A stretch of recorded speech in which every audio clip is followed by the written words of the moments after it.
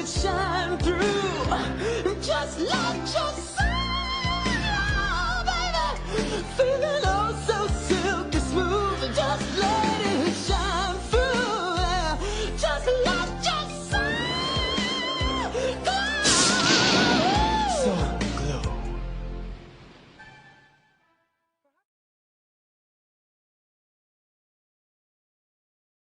Love y'all, boys. Love you. I'll go to war with every single one of you, every fucking game, all right? Love you, 1-7. Here we go! 1, 2, 3, 1, 2, 3! Win!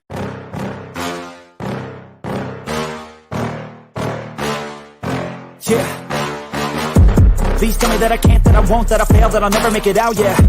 Please tell me all the bad, never good, fill my head full of every single doubt, yeah. Please say any negative thoughts, I pop off when I hear people say I cannot. I get off to the thought of proving everyone wrong, I won't stop to the top, so you better back off and get lost. I'ma stay loud, stay proud, never running out, never heading south. I'll be spreading out, call it word of mouth, can't put me down, I'll be getting loud. You can have me doubts, not what I'm about, have your fucking cloud. It be raining now, I keep making sound, go another round, bitch I'm legend bound, can't stop me now. You don't wanna fuck with me, a slow burn like a disease. Just tell me that I can and I'll show you things that you couldn't believe.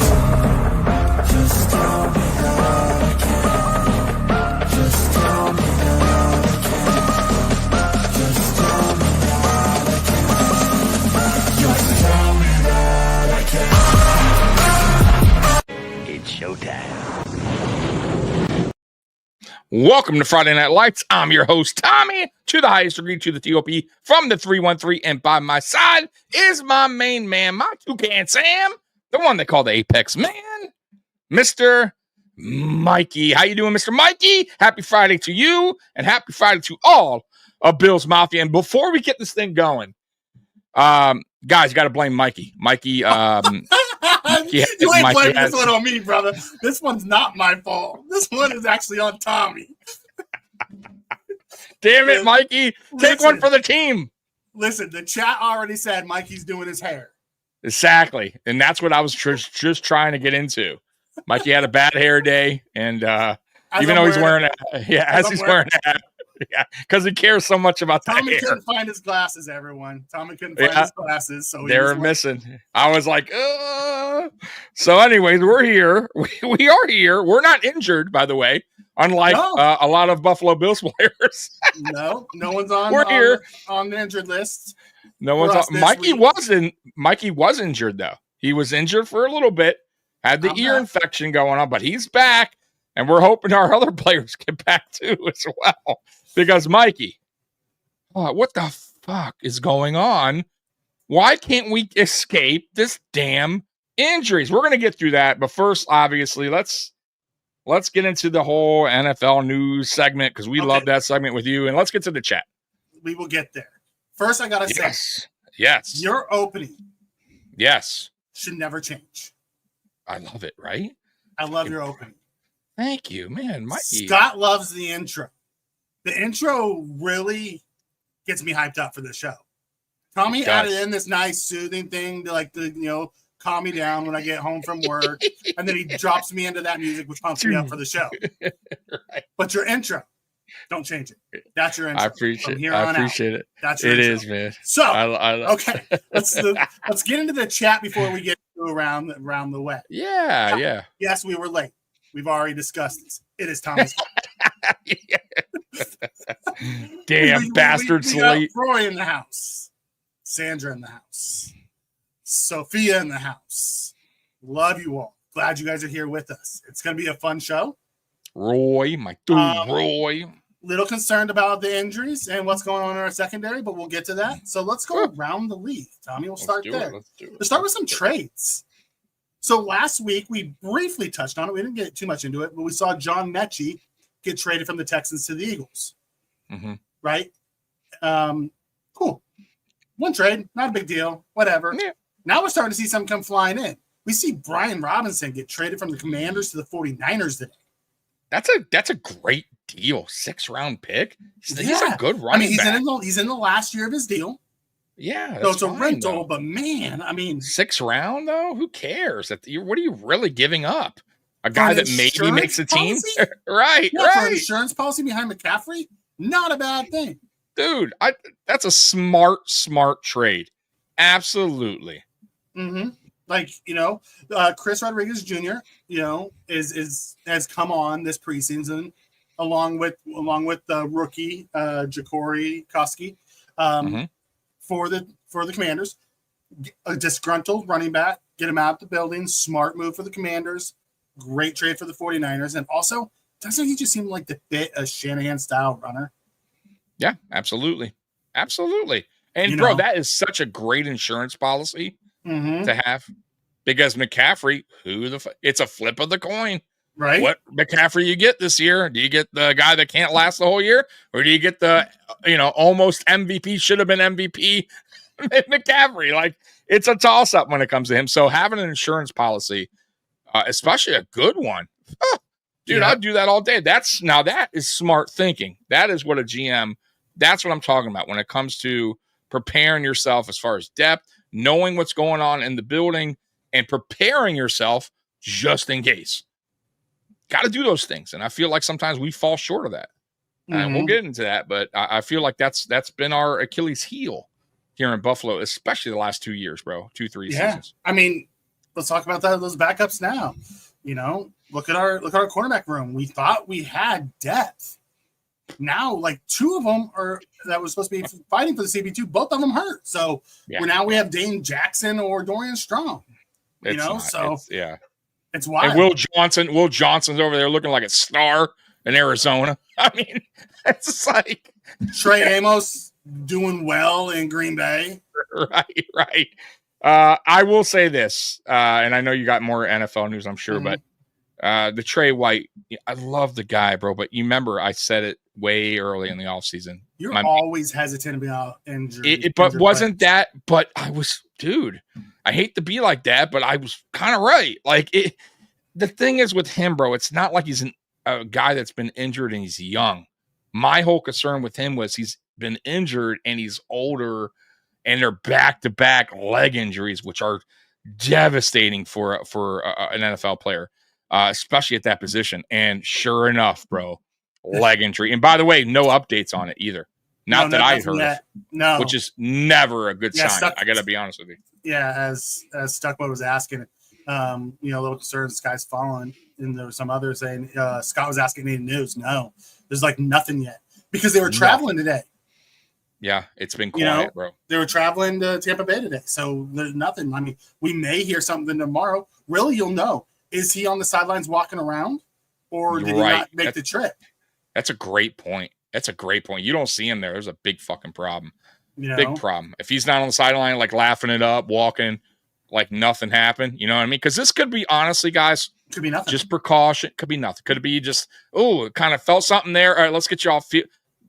But carted off. I don't know. He walked off. He walked back down. Yeah, and then they got the cart. Then he got in the cart and he drove the cart back to the other place. Right. That could have just been because it's a far walk. I get that, but it just sucks that we have to sit back and just kind of, at this point, hope for the best because we haven't heard anything.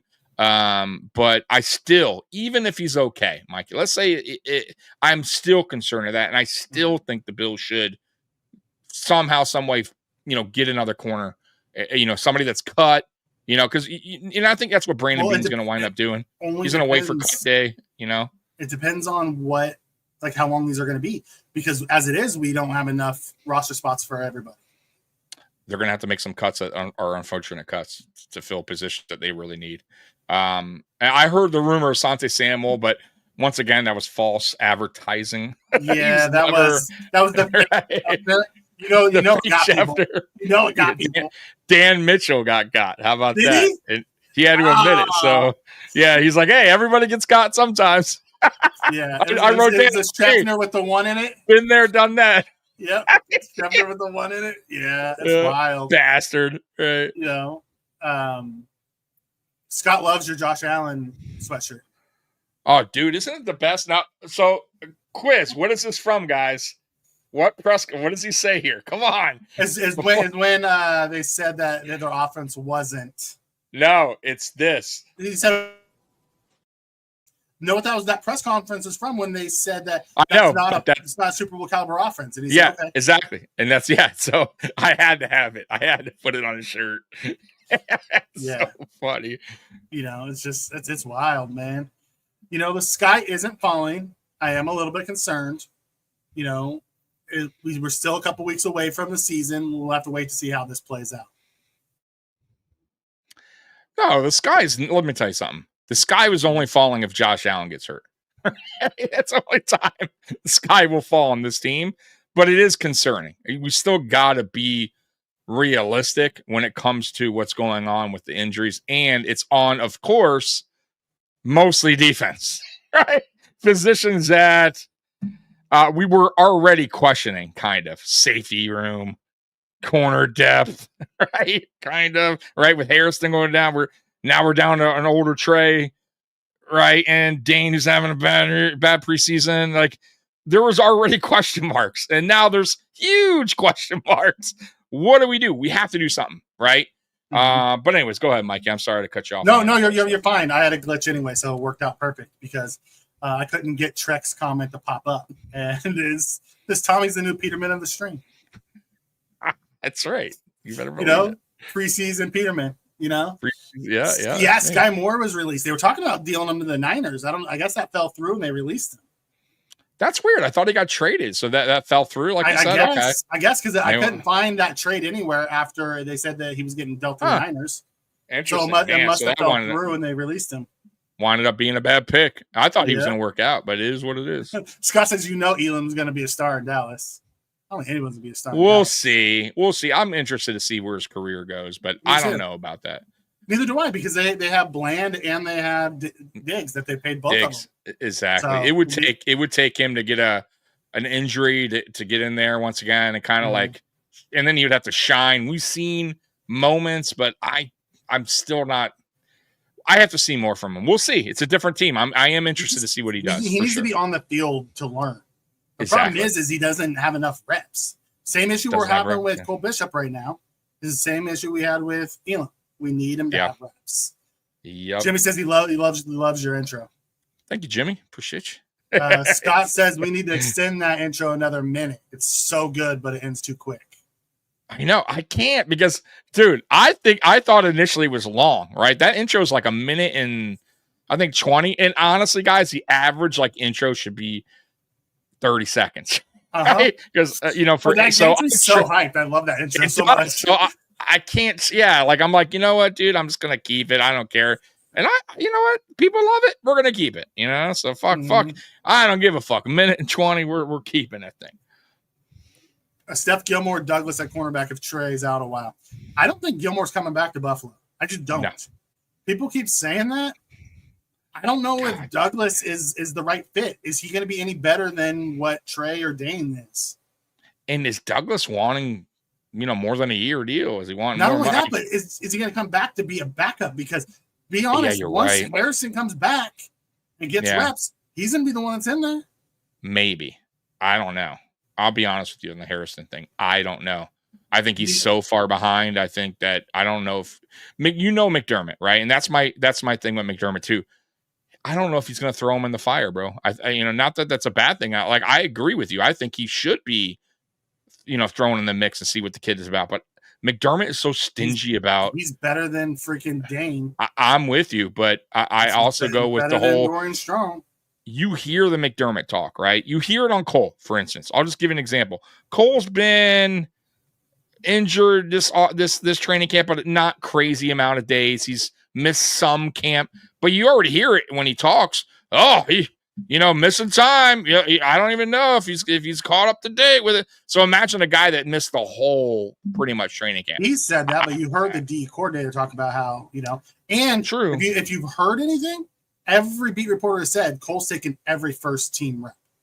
Yeah, listening to my buddies over at Post Podium today, they made a great point.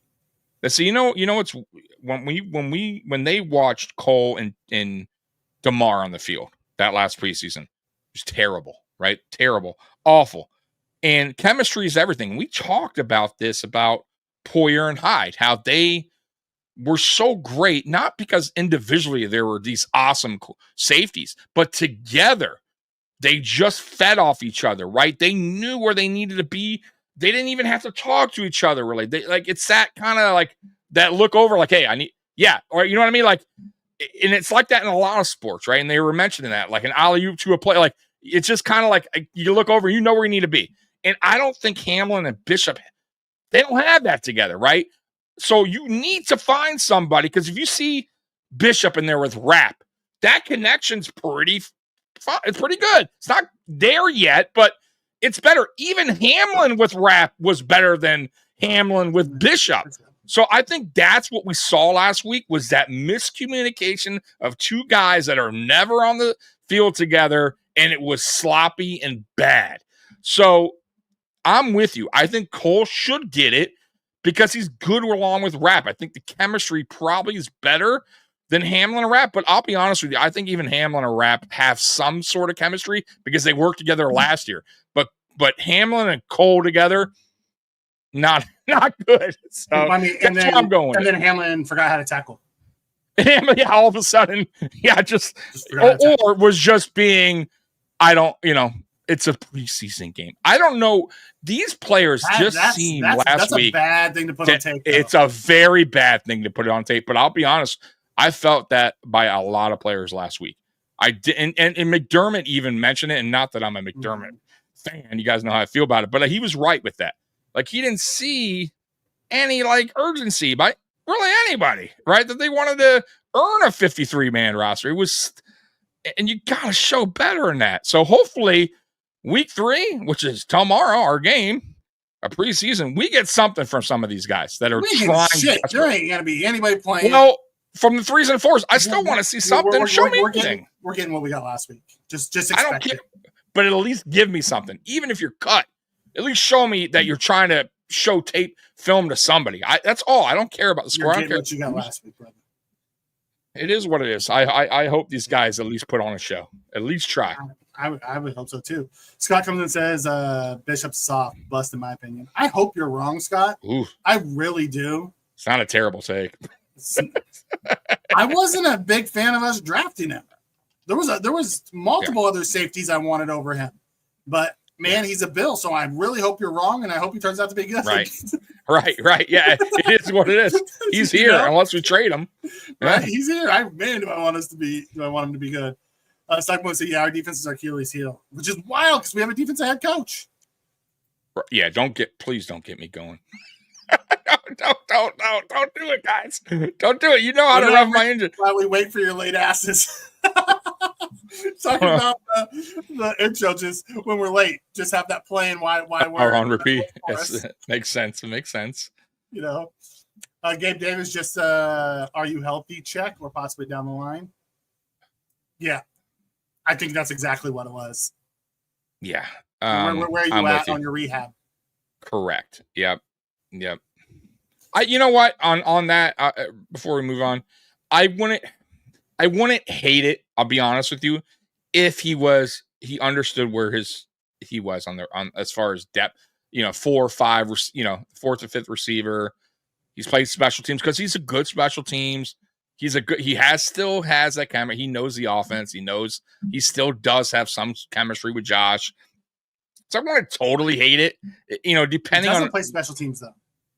I thought he did. I thought he was playing special teams. No? Oh, shit. Then, never mind with that. I thought he did for some reason. He played a handful of special teams snaps his rookie year.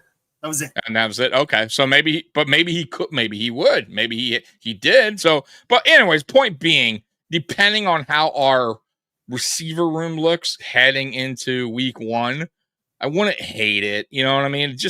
I'm so curious what they wind up doing on these cuts. If Shavers makes it, if Elijah Moore gets cut, because there's a lot of rumors out there. Moore is not going to be on this team. There's a lot of rumors, just people talking, right? It's not even rumors. There's a lot of people are 50-50. I think he makes the team, Mikey, but what is he? I mean, I haven't seen shit. But once again, we don't know what's going on in practice. Yeah, we haven't seen him. Here's the problem, is we haven't seen Josh this preseason. Correct. So we have no idea. We have no idea what these guys are, what our offense is. Zero. So it is what it is, Yeah. So that's why I'm kind of on the fence about, mhm. people saying, "Oh, he's gonna get cut." I don't. Is he? I mean, I don't think he is. And we're Unless going he's to doing do terrible ours. in practice. And we were asked in the chat, Roy wants to know when you're all doing the projection so we can be roasted for it.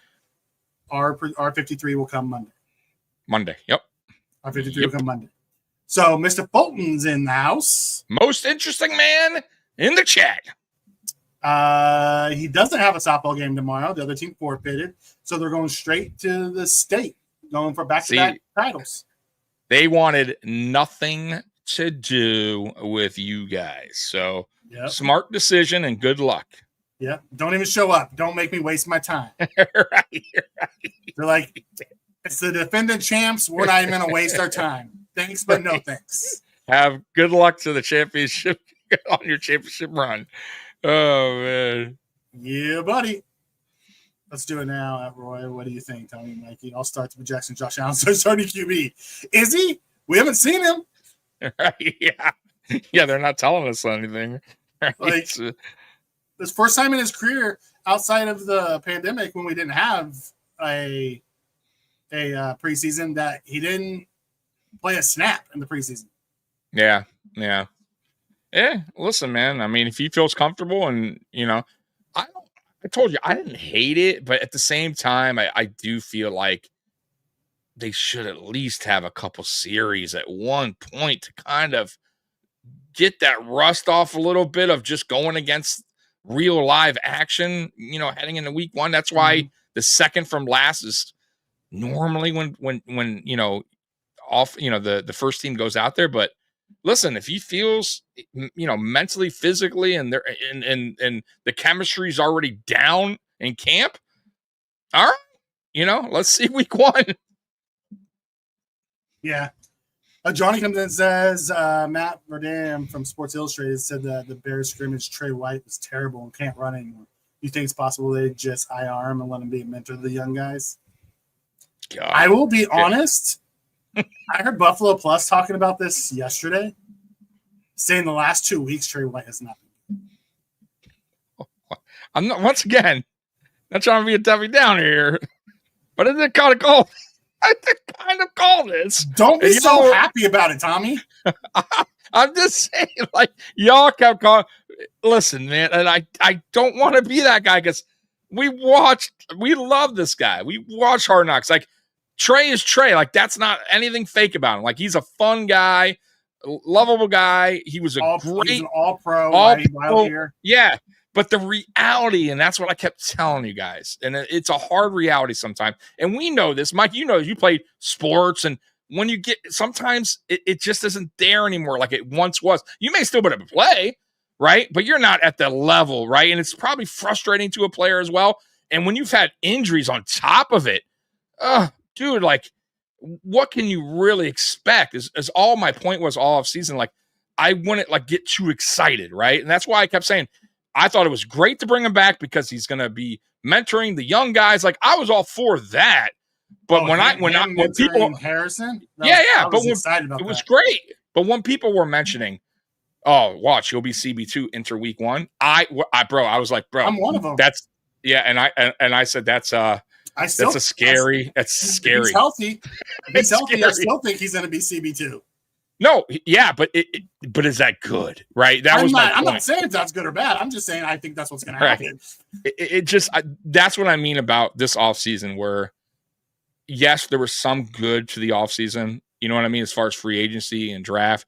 But I do feel like they did put their eggs in one basket with the Bishop thing, hoping, he could take that big step forward and stay healthy and, for sure solidify he's the safety going into week one. You know what I mean? And that didn't happen. And then I felt like, once again, that, maybe they draft Harrison. They think this kid's probably going to start week. Who knows, right? And he gets hurt. And now you got Dane underperforming and Trey performing somewhat well, but he's, then he gets hurt, right? He's, it's just, I just felt like they needed to figure that depth part out a little bit better, or at least had some type of plan for it. And I don't know if they did that well, Mikey. That's my only thing with this offseason. I really feel like they dropped the ball a little bit with some of these I don't draft think they dropped picks the ball at free agency. Corner. I liked what they did at corner. Drafting the young kid. Now, I would have drafted Will Johnson or Trey Amos. True. Well, absolutely. That's who I would have drafted. However, I'm in a second. Yeah, like that's who I would have drafted. However, getting the floor of Dane and Trey was better than the floor of Elam and Douglas. So having those guys as CB3 and 4, I was excited about because they were cheap, right? They were cheap options, but they were also above average backups to where if you need to play them, they can get you through a few games. And that's what we thought was going to happen. But then we lost Harrison. We lost Trey. Now we're looking at a 6th-round rookie and Dorian Strong. And I'll be perfectly honest, Dane has not looked anything like Dane looked nothing last year. No, nothing like that. Strong is up and down. I got to be honest with you. He showed some flashes, but I would rather an up and down Strong over Dane. With the way Dane's playing, absolutely. And Dane's probably going to get cut. I have seen nothing in Dane unless they're super worried now. There's more injuries. I mean, we'll find out. But I just feel like now's the time, though. I hope that Bean is at least going to see the cut downs and see if there's and bring. And hopefully for us, there's a corner out there that that's there's a young corner out there fill in. Who I would love to see in Buffalo Bills uniform. And Dan Mitchell got by the fake report. Asante, yeah. I would love to see. He'd be great. Oh, absolutely. I would. What's the harm, right? Give him a 1-2 year deal. See what he got. Maybe they get a way out. In a second year, whatever. But why not? Give him a 1 year deal and let him come. Well, it depends. Yeah, so I'm saying 1 year deal and see what he has. I mean, it can't hurt at this point. You got to start. You got to take swings. Is my point. You can't just go into the season hoping for the best. You get what I'm saying? With Dane Jackson, we think that, but they don't. Obviously, they feel no, they don't. I'm with you. Well, we'll see. There's time. I'm not going to panic. But there's 2 weeks away from week 1. So if they're going to do it, you better get to it. Is all I'm saying. You're going to do it. Get to it, right? Before it's too late, and you're scrambling. Mahomes played in the week 1 of the preseason. So yes, Cato, you're right. But let's be perfectly honest. McDermott also said it's Josh's call. Josh didn't want to play this preseason.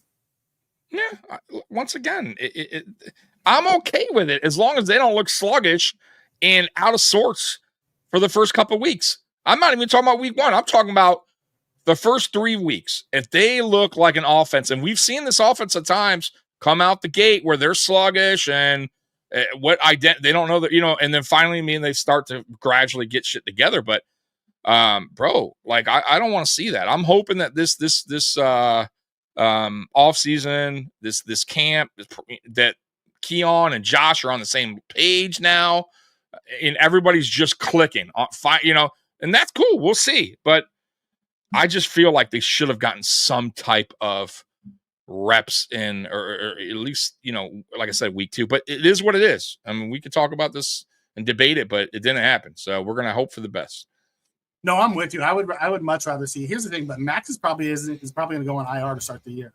We probably won't see Max until week 5 or 6. Oh, dude, Max Harrison? No, bro, Max Harrison. I don't know if you even see him. I think you see him after the bye. I think you see him after the bye at some time. Which is week 6. After the bye, isn't 7? Week 7 is the bye week, isn't it? Sure. You sure about that? Let me see. I'll tell you right now. Week 1, 2, 3, 4, 5, 6. Yeah, week 7. Okay, so we may not see him until week 8. Correct. So I don't think because I think he starts on IR. I really do. I just feel like he's now starting to do bike stuff, and he still has the big brace. He's not actually getting in football shape yet, so he's not going to start the year. I feel like the guys, the ones that are Hoyt and Joe, I can always mess his name up. Joby. I feel like all these guys will return about week 8. I don't think they're just going to flush him in there in week 7. I think they're going to kind of gradually put him in there. There's going to be rust. Obviously, they can't practice with the team during the regular season, so Same with our rookie, so Harrison. So I think Harrison, you'll start seeing him week 8, right? That's when I think you'll start seeing him here and there pop in. But I don't know if he's going to get a full-time role. I think he'll be rotational for the rest of the season, unless he really catches on, Mikey. Or we don't have any other options. Or we don't have any other options, right? God, then we're because the guys that are out there aren't doing well. You get your ass out there, Rook. Dude, I'm gonna tell you, if the defense is a mess again, the offense better be fucking firing on all cylinders. Johnny comes in and says, it's just my speculation, but people use this injury to trade, even if it's not serious, to IR him instead of cutting him out of respect. They drafted 3 CBs, so they need to play the young guys. Because here's the thing. Don't forget, we're going to have Ingram still, too. And Ingram played well in spots last year. Yeah. It was him on Hard Knocks, right? Was it him, right? Yeah, on Hard Knocks? 46. I don't know why I had a brain fart there. Yeah, so they were talking about. So that's interesting that they focused on him. So, he's had flashes. I think he had a 2-interception game. Was it last year to start the season? So he has potential to, we'll see. I'm not like oversold on him, but he's made some plays. So we'll see. But you're right. I totally forgot about Ingram. Yep. So we have Dorian. We'll have Ingram, 2 of the younger guys. Max will probably be on IR. Depending on what happens with Trey, he could be on IR. And then, the Corey Couch was brought back as a. Did they bring him back? Well, he passed through waivers and went back to injured reserve or whatever. Injured IR, but he's on the whatever. He's back on the Bills roster. That's good. Yeah. So we'll have to see how that plays out. But right now, I mean, Dane may be the guy that they're looking at if it really comes down to Dane or Dorian or Ingram. Right. Golly, guys. I'm with you on that because here's the biggest thing. The safety piece, and I know we never even finished the around the league thing because we got started down that. That's all right. That's all right. Yeah. Even with Cole Bishop, is he really our best option at safety? We don't want DeMar. What about a young guy Hancock? I think Hancock seems to be rising up the ranks. I told you last week. I think I texted you or told maybe we talked about last week. Mm-hmm. I think Hancock. I think he's our best option. I'm not gonna lie. I love what I saw from him in preseason, and I think he put coaches on notice. Like I really do. And listen, he may be one of these guys once again where we kind of get lucky, and he turns into like a Benford where he overshadows the pick off Elam, where we're gonna forget all about Bishop like we forgot about Elam. Right? We might bitch a little bit, but who cares if the guy, if this guy winds up being we have the guy. If we have the guy, right? So then you wind up trading Bishop, right? A couple years, we probably hold on to him like we normally do, and we get little trade value, but that's all right. That's what we like to do. But yeah, I'm with you. Like, I would start him week 1 if he was healthy, but they won't. I don't think they will not. Yeah, exactly. Because it hasn't. To me, it would be a shocker. Why I say that? Because it's never even been mentioned by McDermott. It's always been Hamlin. He said he's not even close to moving up the depth chart a few weeks ago. Exactly. So for me, that tells me everything. So it will be interesting to see if Bishop is healthy and and they perform well, fine, we're cool. But if Bishop somehow gets hurt, Hamlin goes in and struggles, then obviously I believe Hancock will get his opportunity. And will he flourish? I think he will, and maybe he takes that job away. I think he's already better than Hamlin. I do. I do too. I think he should be CB or safety 3.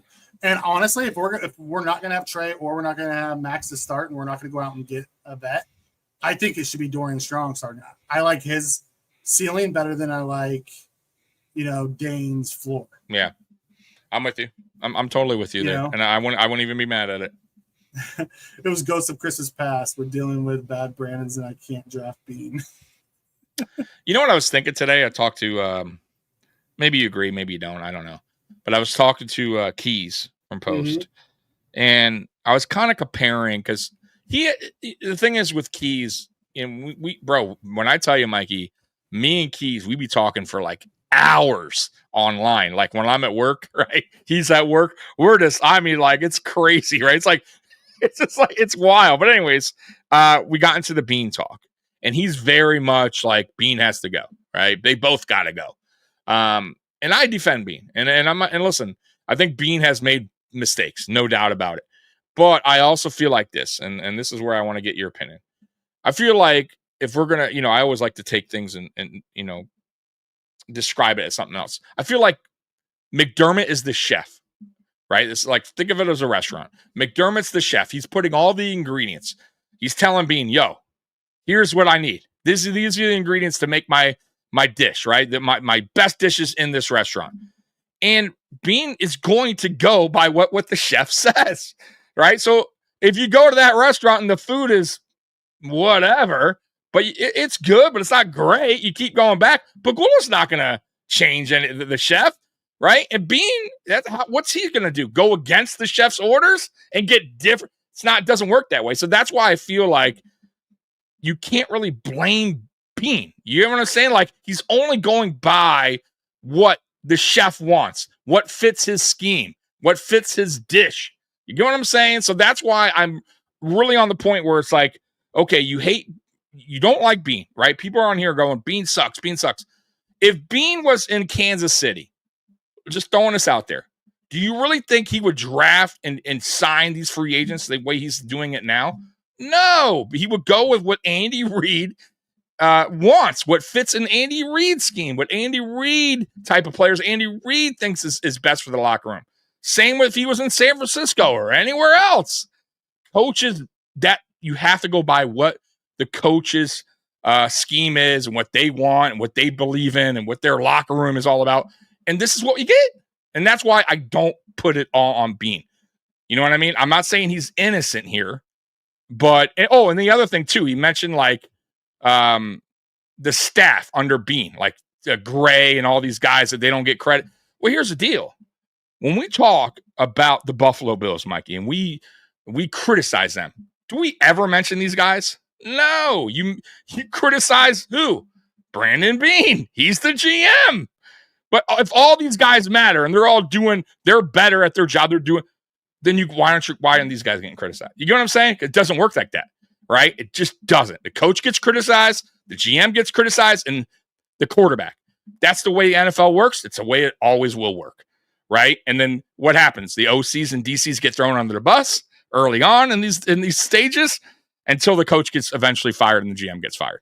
But I guess I want your opinion on that. Sorry about that long thing, but I kind of wanted to just put it all there. And Johnny, we'll get to your super chat in 1 second. And Cole, we'll get back to your question in 1 second. There's a bunch of comments that we need to get to. Yep. At the end of the day, I feel like we talked about this ad nauseum last week. I know, but I wanted that perspective that I threw out there. If everyone knows that it's a team effort, let's take your chef, analogy. Mm-hmm. The head chef doesn't do all the cooking. No. All the sous chefs and, all them do it. So the chef creates the menu, hands the menu to the head maitre d' dude who goes out and gets everything that they need to get and does everything. Right. So McDermott hands the playbook to Bean. Bean goes out and shops for the groceries. Right. Gets him what he needs. And then he hands it back to McDermott. McDermott then hands all those groceries down to his coaches and says, coach them up and let's make it happen. Right. And slice and dice up the meat, baby. Get those potatoes ready. It's now does Bean make the decisions on certain type of players? Yes.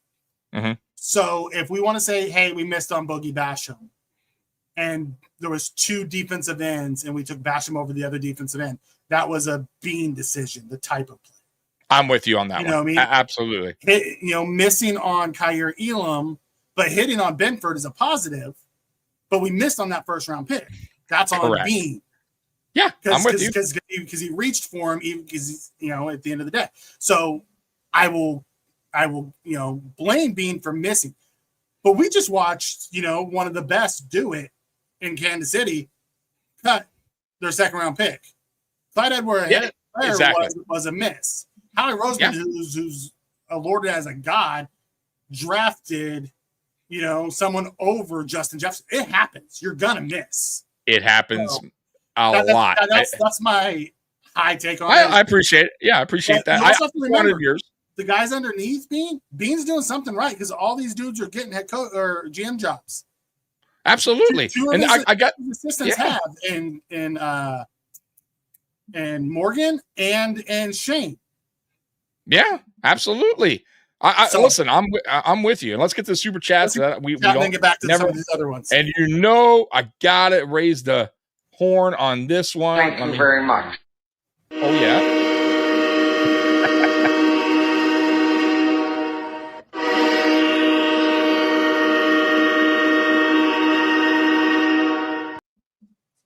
Johnny comes and says, first off, thank you, Johnny. We appreciate the super chat. KC drafted 5 DBs in 2022. 4 KC rookies were starting. Buffalo's drafted 5 DBs in the past 2 years and just signed Zy Alexander, which I am stoked about. Can't wait to see what he's got. Oh, thank you. Wow. I wanted to draft Zy. I loved his game. I thought he was a perfect fit for what Buffalo does. Dude. Another rookie at LSU. McDermott needs to get out of his comfort zone and play these young guys. He needs to stop saying, I don't trust the young guys. They don't know it. And roll with the rockiness during the season so they're ready later. Right. Step out of your That was the issue with Elam. He never let Elam battle through. He didn't. Yeah. I'm with you. And sometimes as coaches and GMs and life in general, just being honest with you guys, sometimes you gotta step out your comfort zone and just trust it. Like go with something different. Yep. Stop with the I gotta stick to this routine because this how it has to be. Right. And I feel like McDermott, that's one of my biggest knocks too on him. It's he's so stuck on his scheme. He's so stuck on the way he coaches and everything. And it's like, dude, McDermott. Yeah, because you talk about special teams being so important. We're terrible in special teams almost every year. You talk about getting the fundamentals down. We're terrible in tackling almost every year. It's like, dude, if you're preaching it, guess what? It's not work. Right? Like you bring it back, right? Don't just preach it. Do it, and it's never getting done. So that tells me, bro, you got to do something different then, right? You need to do something different, whether that be in practice, whether that be maybe a new positional coach, whether that be different players that you feel don't fit your scheme, but probably do, right? Stop bringing, you know what I mean? Step out your comfort zone, for Bean and McDermott. We got another super chat too. I want to get to. Yes, get to that. And before we move to the next super chat, I'm going to ask our chat. Please stop bringing up McDermott. Oh, dude, get me going, bro. Get Tommy going. And then he just goes on his diatribe, and there's no stopping. I do. Takes the show off the rails. Ain't no stopping me. Thank you very much. Let me get that horn for you, Sonny.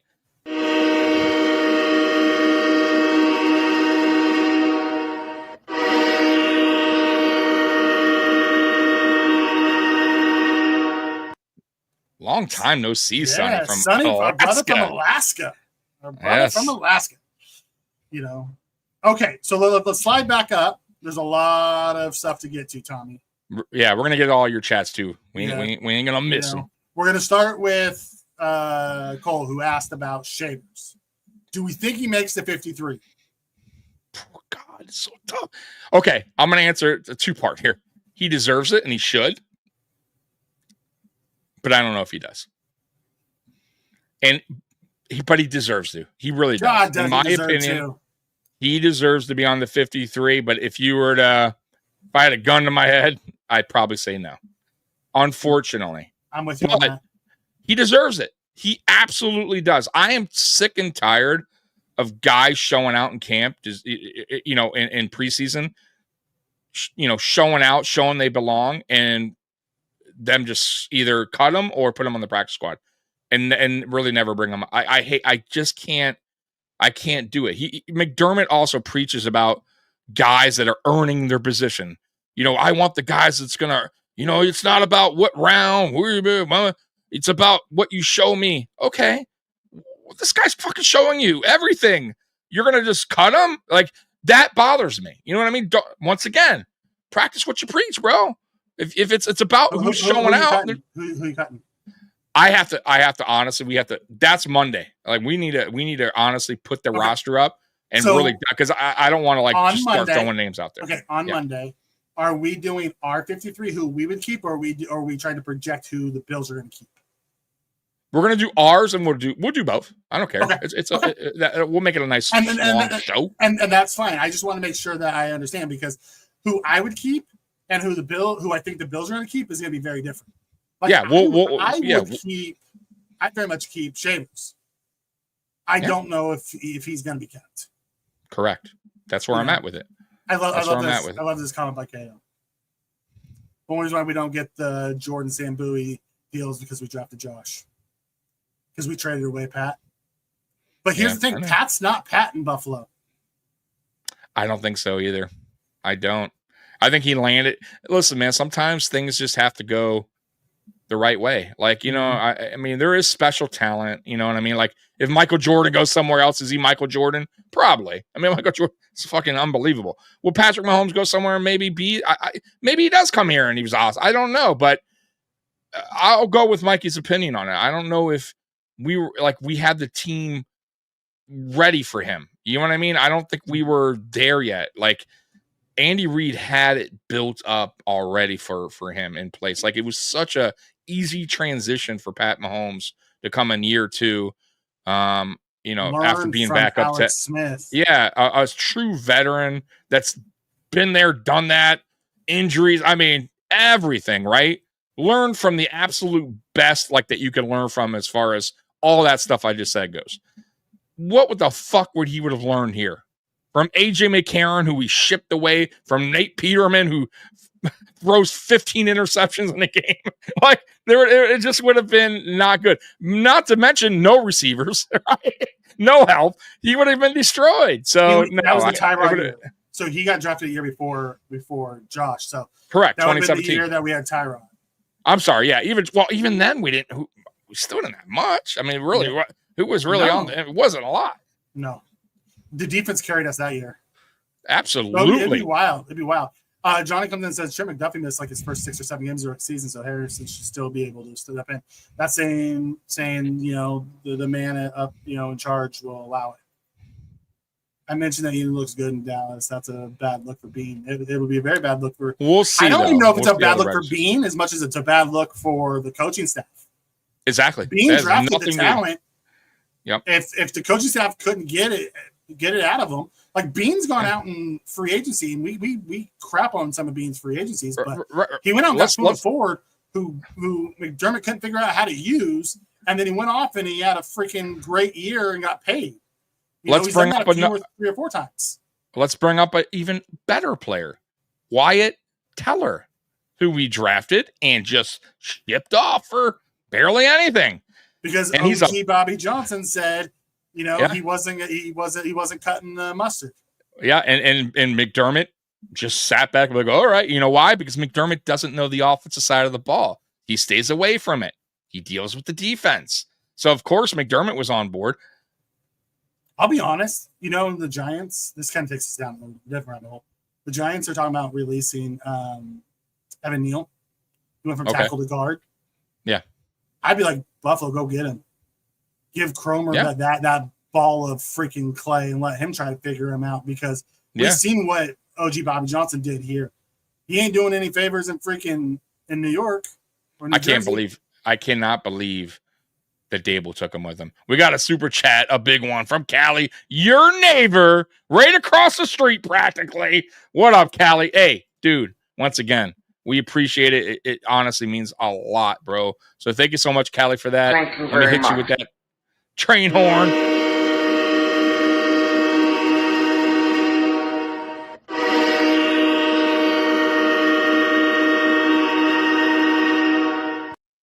My dude, Callie. Appreciate it, Callie. Says, what up, fellas? Is Couch still injured? And is he going to make 53? Couch is still injured. He was released and reverted back to Buffalo after he wasn't claimed, but he's on the injured reserve. So that means he can't play this year unless we release him, wait like 3 or 4 weeks, and then bring him back. So, yeah, dude. we probably won't see Couch this year. Callie, he was one of my bright spots before he got hurt. Like, honestly, he was playing like a guy that wanted to make the 53, unlike a lot of these other guys that I've been just really disappointed with. That might even be better, right? Like, but these are the kind of guys you want on your team, the guys that are going all out, right? Just trying to prove that they belong. And hopefully next year, hopefully we keep him. Hopefully maybe he even gets called up at one point if we have some injuries. Because I thought he looked really good for a guy that, hasn't had much opportunity in the NFL so far. Right? All I want is a first rounder that can contribute from day one. Waiting for it, bro. Right? waiting for it. I'm with you on that, Except for Allen, obviously. Yeah. But even day one, he wasn't. He was sat the first. That's true. No, you're right. He was. Yeah, no doubt. He's a project. I'm with you. The 2 suspended players can practice with the team following 5 weeks. If I'm not mistaken, yes. I actually think it's after week 4 because they had 2 weeks with the team prior to them coming back. So I think it's which is good. 4. Get a little rust off, but still, they're not going to. I would be shocked if you saw them before the bye. I can see Hoyt. Possibly Hoyt. Depending on how. I think depending on how far he came along after, or they see that he's, in camp. If it seems like he's ready to go, they might throw him in the fire there week 6. Or I'm sorry, week 7. Jackson Durham week 1. Right? It's wild. It's wild. Oh wait a minute. PPP, one of the most negative Bills YouTube shows out there. Yeah. Post-podium. No, we're wrong on that because they're suspended 6 games, correct? Yes. Okay, so they can't come back until week 8, regardless. No. They can practice, but they can't play until week 8 because we have a bye week 7. So if they're suspended 6, right? So I'm saying, they could come back and practice week 5, week 6, but you won't see him. You'll see him. They'll come back and practice week 5. Right. But I'm talking about game, like playing. Yeah, because there's no week 7 game. Right. Wait, so I'm just saying. 4 or 6? Huh? They get 6. 4 or 6. Yeah, 6. I thought it was 6 games. I'm pretty sure it was 6. Okay.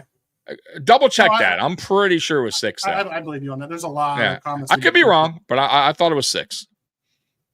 If anybody in the chat wants to throw that out there, but I'm pretty sure it was 6. I'd even hate the Elam pick. I hated the Elam pick. I just didn't see it. I didn't think he fit what we were trying to do. He was a man corner that we don't play man.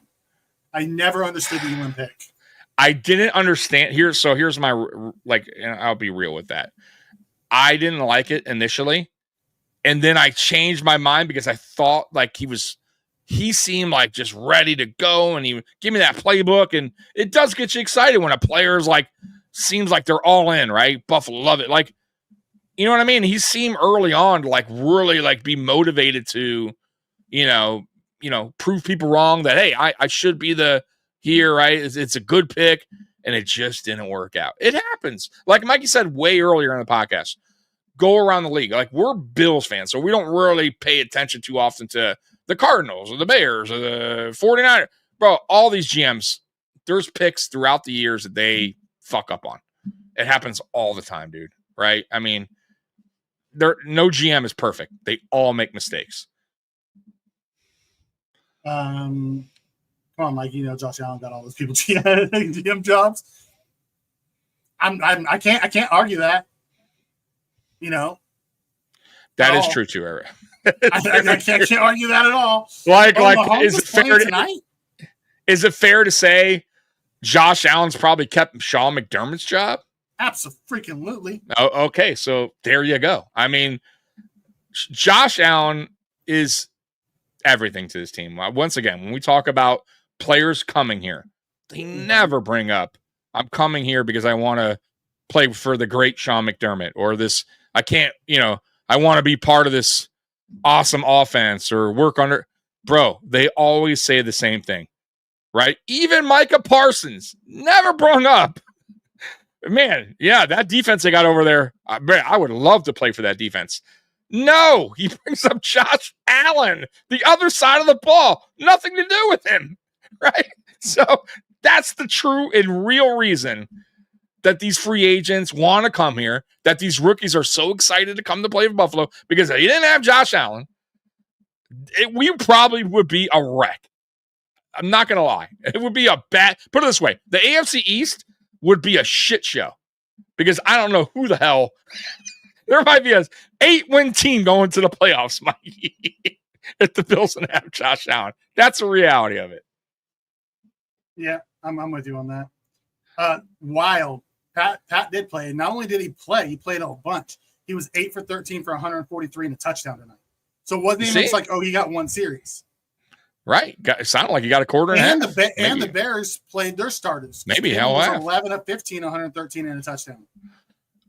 Listen, once again, I hope this doesn't backfire. That we didn't. That's wild. I didn't realize that. But I also did pay attention. I got home with like 8 minutes of showtime. Yeah, I knew there were some games, but I didn't know who was playing tonight. But like I said, man, end of the day, guys, there's a bunch of games.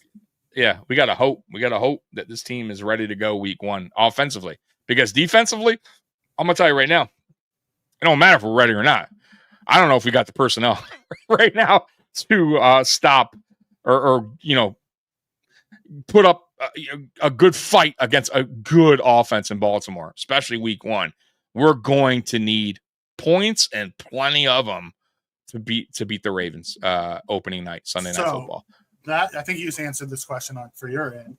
Do you think do we think a dramatically improved pass rush will take the pressure off of the young secondary, or is that wishful thinking?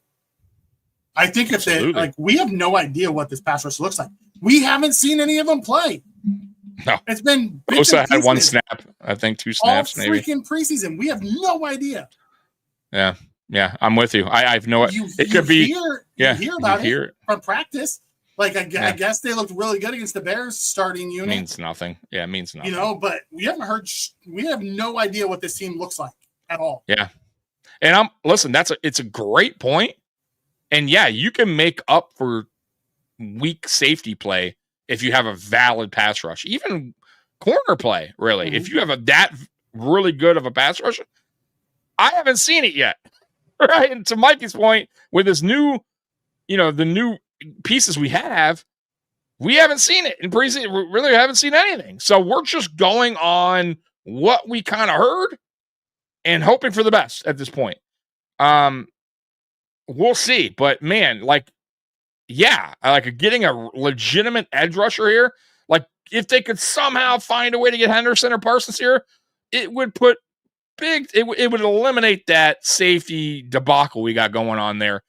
It would at least make me feel way more comfortable and it'd make their jobs a lot easier back there. Not because I don't think they're ready. I don't think that and Rap, by the way, fighting our players, getting kicked out of practice. I love the dude. Do, Mikey. He's Hamlin's just the same way. Hamlin would not hit in the preseason game, but decides to take out our own guys. Right. It's like, what the hell? I don't get that. Enough to where Josh started yelling at me. Yeah, it's once again though, like Rap is that dude. Like I think he only plays one way, and he has no chill in his body. Right, and I'm okay with that. Like, because man, last year he was popping people, and I'm like, damn, yeah, love it. No, like, bro, that dude had no fear, right? Just hitting motherfuckers, reckless and I'm cool with it.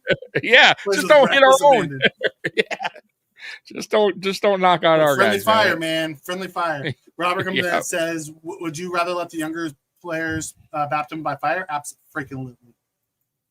Yeah, Johnny, I know Hancock has experience at both the corners, inside and outside, but he's put in play safety. That's the only place he's ever played for us here. So they're not going to move him outside all of a sudden. Yeah. So, all right. We're starting to slowly catch up. All right. Yeah, y'all. Real quick. After Tommy's long-winded diatribe on Bean, the chef and the. Hey, real quick, I want to say thanks to everybody in the chat tonight. Y'all bringing it tonight. Appreciate you. Right, it's hard to keep up with the chat. Even more fun to how many super. So I leave it up to Mikey. Listen, I've been saying this for a long time. I think Josh has at least 2 if he's on the Chiefs. Oh, fucking absolutely. Kidding me? Without a doubt, dude. Without a doubt. He may not have all 3, but I think he has at least 2 of them. At least. Come on, dude. Like, that's why I keep saying, like, put certain players and certain coaches, I'm not certain coaches, but certain like GM somewhere else where there's actually running things the right way, coaching staff's on point. Dude, yeah, you probably got some rings on your finger. Welcome, Jessica. Right? It's wild, man. It's wild. With all the cuts coming up, there should be a bunch of CBs out there.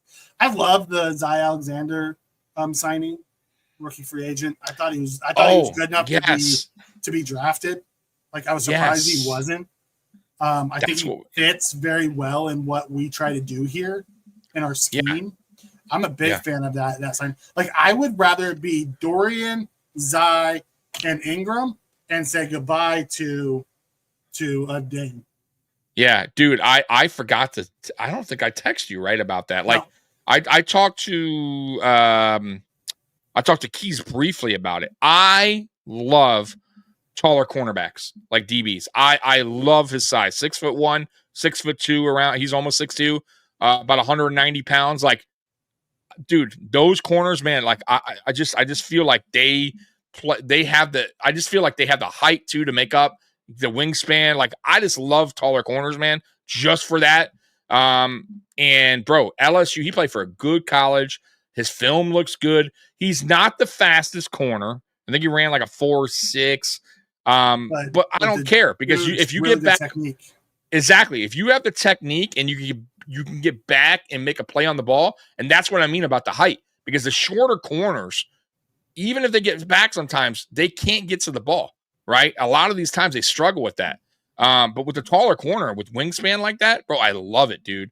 That's why I was obsessed with the guy from Miami, the safety out of Miami. He was like 6'3" or 4 or something like that. Dude, I'm like, dude, love the height. But you're right, man. Like, I'm very curious how much playing time he gets Saturday, because I know he's new to the team, new to the system.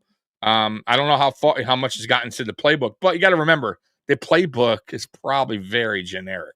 You get what I'm saying? So they're just probably going to throw him out there anyways. That's all it's been all preseason. That's what I mean. So show me what you got. You know what I'm saying? Yeah. And hopefully we see some flashes, because I think that's a sneaky signing that could work out. If it doesn't, it doesn't. It is what it is. He was a UDFA to begin with, so and he ran up 4.5. Okay, 4.5. I thought it was 4.6. Okay, that's not terribly 4.56. Slow. Yeah, almost a 4.6. Either way, he's not the fastest. He's not super slow, but my point is he can get back on the ball. If you go watch his film, he does that a lot. Like, he makes plays getting beat. He gets back. Yeah, it's the length, dude. So I like him, bro. He's an interesting prospect for sure that we have here. I'm curious what they do. Curious how he plays really Saturday. I'm with you on that. It'll be interesting to watch. I'm excited to watch him. At least we'll see some guys that we want to watch. You know. Yeah. No doubt. More Dorian Strong. We'll get to see some Ingram. We'll get to see some Zay. Or Zy Alexander. A bunch of them. Yep. I heard they're bringing the cheerleaders back. I have not heard anything about that. Okay. We got, by the way, real quick, we do got some super chats. We're going to get to them. Don't worry about it. And please, whatever you do, and I know this is probably going to be a bad take. Maybe some of you guys, I don't know. I'll say it anyways. Please don't do the male cheerleader. If we do, I don't get that. I'm sorry. Maybe I'm a traditionalist, but it's cheer. Come on. What is going on? Like, why? Like, I like in college is different, Mikey. You got male guys out there because they're holding the cheerleaders and play. Like, that's different. But cheerleaders, like, what? No, I don't.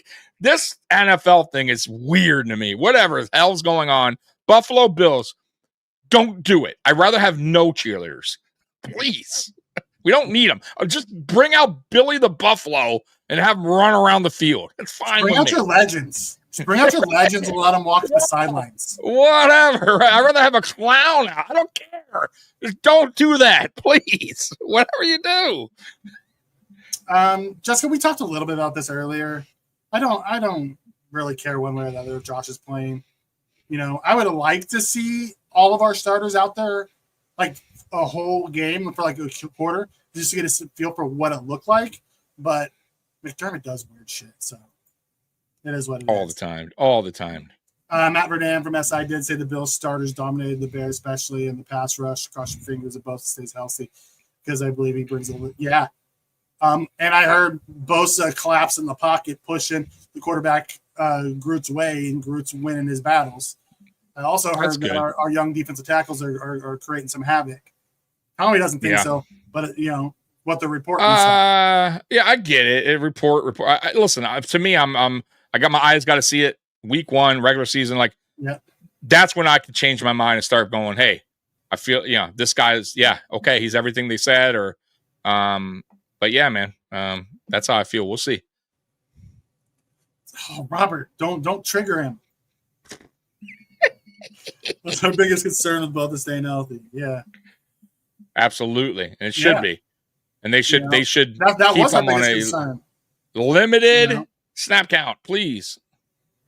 I'm not liking the vibes from our defense as a whole. Fuck no. It was weird last week. I want to see a different vibe this week. If I see a different vibe this week, that means the coaches, what they're saying is clicking. If I see the same shit I saw last week, I'm going to be concerned that the coach's message isn't getting through. Yeah, guys, some of these guys are depth guys. I need to see how you got to show me better than that. I get they're not starters, but got to show me something. It's not concerning. All right, we got a super chat from Johnny. Super chat. Let me get Thank that. you very much.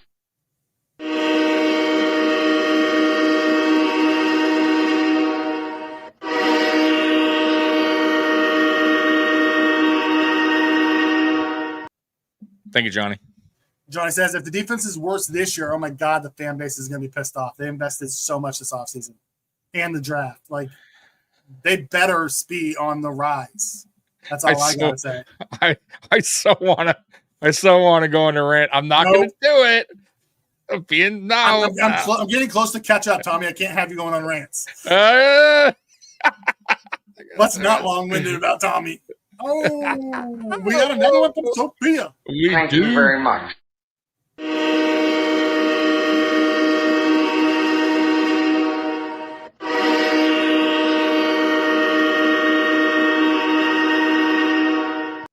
Thank you, Sophia. Yeah, Dwight comes in as that's, I guess, regarding Trey White. News is good news. Probably just roll his ankle and be okay. Let's hope. Listen, I don't want Avi. I don't. I would rather have Trey than Dane. Hear me out too. I don't care if I hate the player on our team, right? I still don't want them getting hurt. Like whatever. Like if I don't like you and you could do good for the team. Okay, like so it don't matter. Like for as much as I said I don't think this will work with Trey, I have concerns. I don't want him hurt. Like get out there, get healthy, hope for the best, and hope he can stick around for a year, man. I'm just so listen, the defense, it's concerning. It major concerns, man. Like, and I don't think. Listen, I think Bills Mafia. 90% feels the defense is a major concern as a whole. And I'm not going to get on the McDermott thing, Mikey, don't worry, but it's sad that we're in year 9 and we're still discussing why this defense is the way it is. It shouldn't be. And like, it just shouldn't be, Mikey. Like, you know what I mean? And it's the same if it's for offensive, right? If we have an offensive coach and the offense is year after year, like, just going through the motions and bro, like it's the same thing. You know what I mean? Like, and Mikey, I got to thinking too the other day. I don't give a shit if our coach is an offensive minded, defensive minded, right? But just be good at it. If you're offensive minded, I expect you to have a good offense, right? After at least a couple of years to get it together. Like I gave him time. If you're a defensive minded coach, fine. I give you some time. We gave him plenty. And that's my point. So I don't care, by the way, if he goes, Mikey, we get a new coach in here.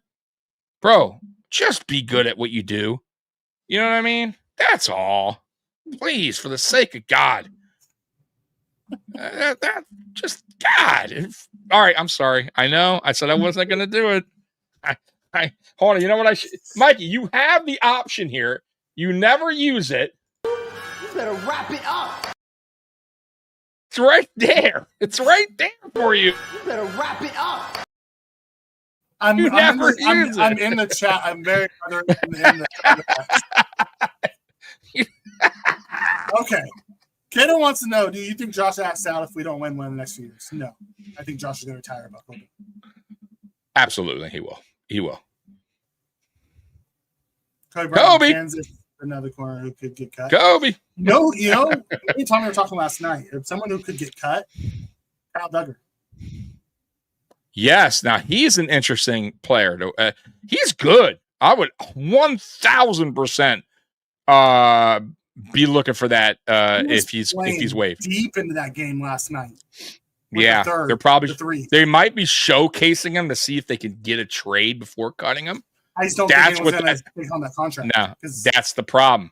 But that's what they were doing. If they were playing him that deep in that game, they're trying to showcase him, hope that somebody jumps, makes some kind of deal for him. I don't think it's going to happen. They're going to wind up cutting him, and hopefully Bean makes the right choice because I think he would be a good fit here. Kato wants to see if I'll cry or shut Tommy down. He just keeps asking. Just keep poking that McDermott Bear. Just keep poking that McDermott Bear. No, McDermott's not going anywhere. I don't think we look for an offense coach. It's not going to happen. McDermott's going to be here. Just accept it. Just remember the gold shovel McDermott. He's not going anywhere.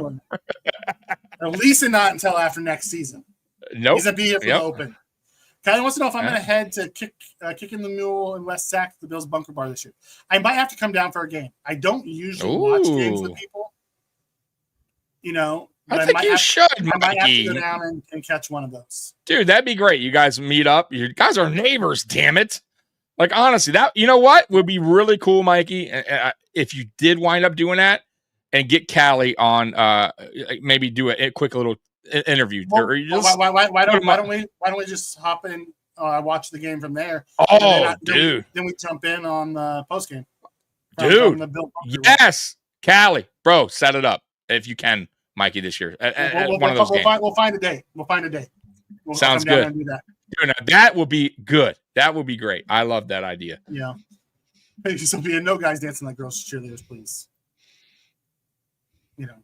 Williams went 17 for 25, 220. So he was still in the game when I last saw.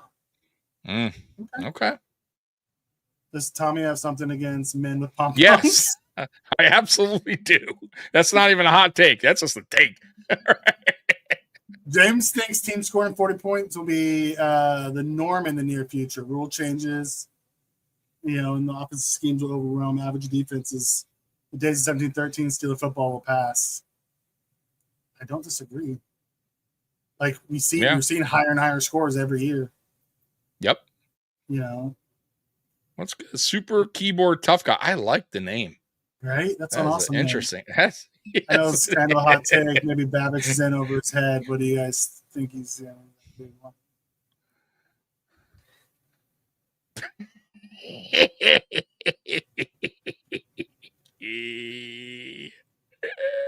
Yes.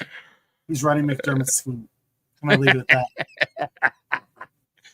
I watched the latest episode of Hard Knocks.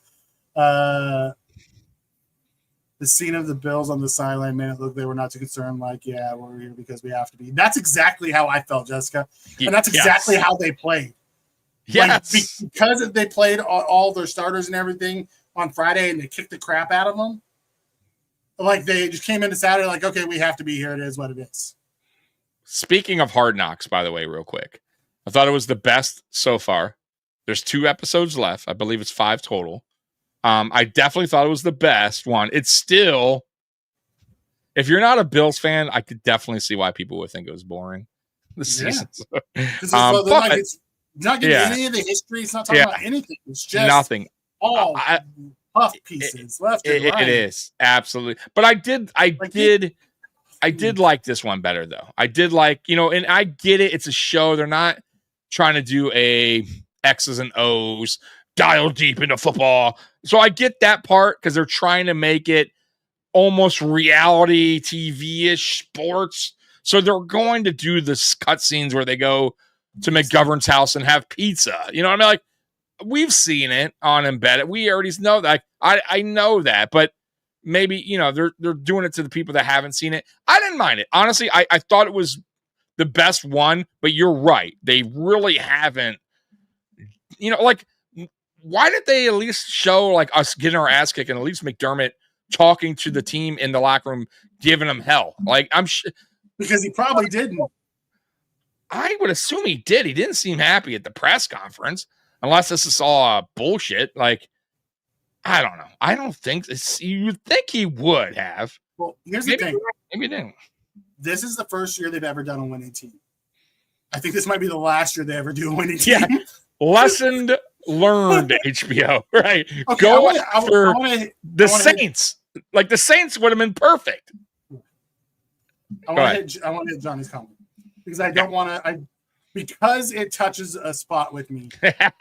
Tommy, you're not allowed to answer this. I won't. I'm gonna let you go. I don't want to just brush Johnny's question off because that's not fair to him. No. Yeah, I don't think he's in over his head. I do think he's running McDermott's defense very much like Leslie Frazier did, who was a seasoned, vet defense coordinator. It got to a point in one of the seasons, either year one or year two, where McDermott got so mad at Frazier for doing something different, he took the play calling from him. 3 times. Yeah. Maybe more. And ultimately, Frazier finally got fed up with the same crap over and over and over. He decided to leave. Yeah.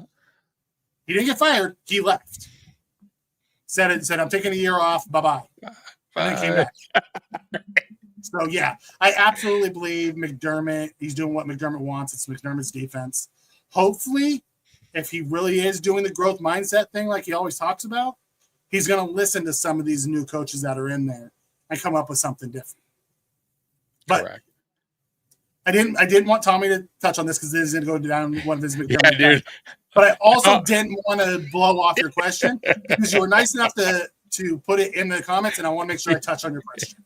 Yeah, trust me, my gears are already rolling, but I'm a back down. I just resign Nate Odom, right? Nate Odom, yeah, get Nate Odom out of retirement. Oh man, I don't know. It was odd. Like, they didn't even talk about what actually happened, and every beat reporter said they didn't see what happened because they were like on the far end. So nobody knows what happened to Trey. They just saw him hopping off the field. By the way, disgusting on his feet, the socks. I've never, ever seen anybody sweat like that on their feet. Oh, I have. And then he shook his hand right after. I don't know if you saw that. I thought he dapped him up because they had like a little clip.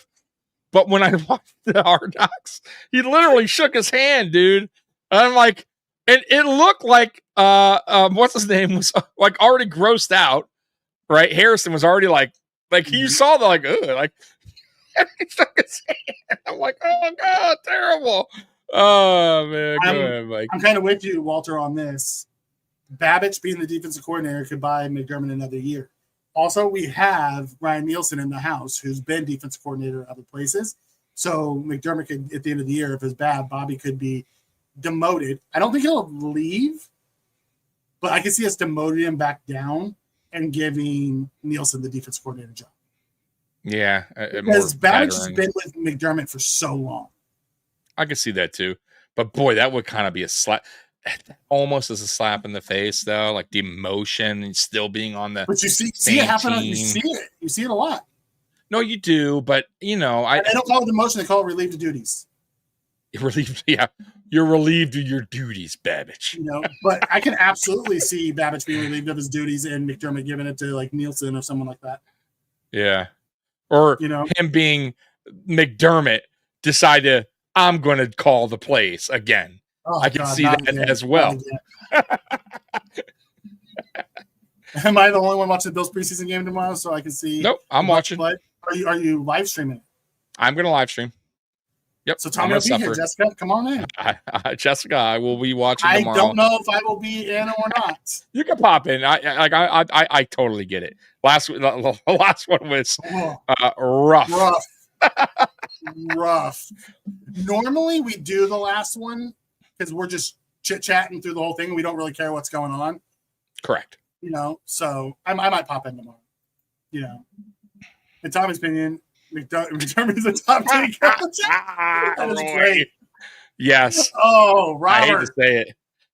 I'll say yes. I hate to admit that, though. Sorry, Barely man, cracked the top 10. McDermott has a nose for offense at all. No. Zero. Zilch. And good. Stay the fuck away. Please. I don't want him to have a nose for it. I want nothing. I want him to stay 100 yards away from the offense. Stay clear away. God.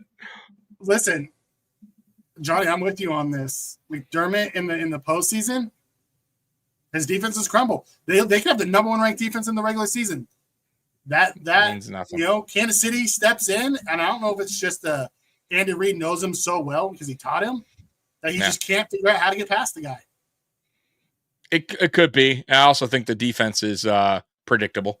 I think he runs the same. He doesn't switch the scheme up, and I think Andy Reid, when you go against the best of the best, bro, that's the problem in the playoff. You go against the best of the best. You're going against the best OCs for the most part, right? They got there. They know what they're doing. They're going to learn. They're going to watch your film. They know your defense. And, bro, the Chiefs are the ultimate offense, right? When it comes to Andy Reid and a scheme and knowing how to break your defense down. And he does it every fucking time, bro. So until McDermott, I feel like, switches shit up, especially in the show different looks, it's going to be the same result. It's just the offense needs to basically be perfect. Or let's call a spade a spade. Some of these players just need to win. That's true. Their freaking absolutely against their guy. Because say what you want about the Bills score a shit ton of points against the Chiefs every year, and Spags has a great defense and is one of the best defense coordinators ever. Yet Chris Jones happens to win his one-on-one in crunch time. We don't have Chris Jones. We don't have the closer. Right. We don't have a closer. We're hoping Bosa can get back to it and be that guy. Correct. Tommy. What is after the Eagles game in 23 was epic. So they're saying if the Bills suck this year, they need a full show of Tommy just ranting. Oh, dude. Guys, if you know the history of my channel, I've had some epic rants, especially the following day. I've gone off on this team. I don't hold fucking back. No, I can't be on when Tommy goes nuclear like that. No, dude, Mikey stays clear away from me because he knows. I can't do it. I can't do it.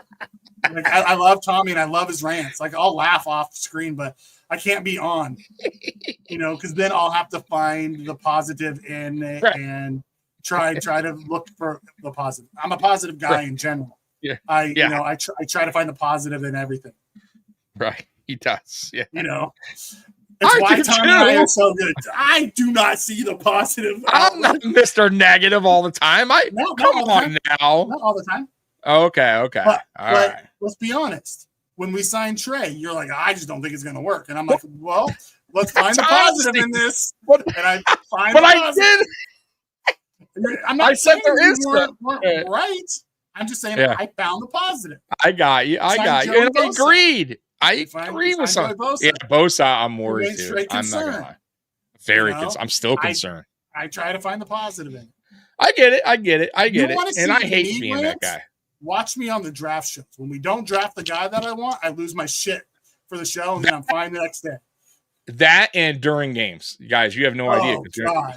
He's texting me. So I'm reading the text like I'm almost talking to Mikey. I get it. Like I'm almost like sitting next to him on a couch.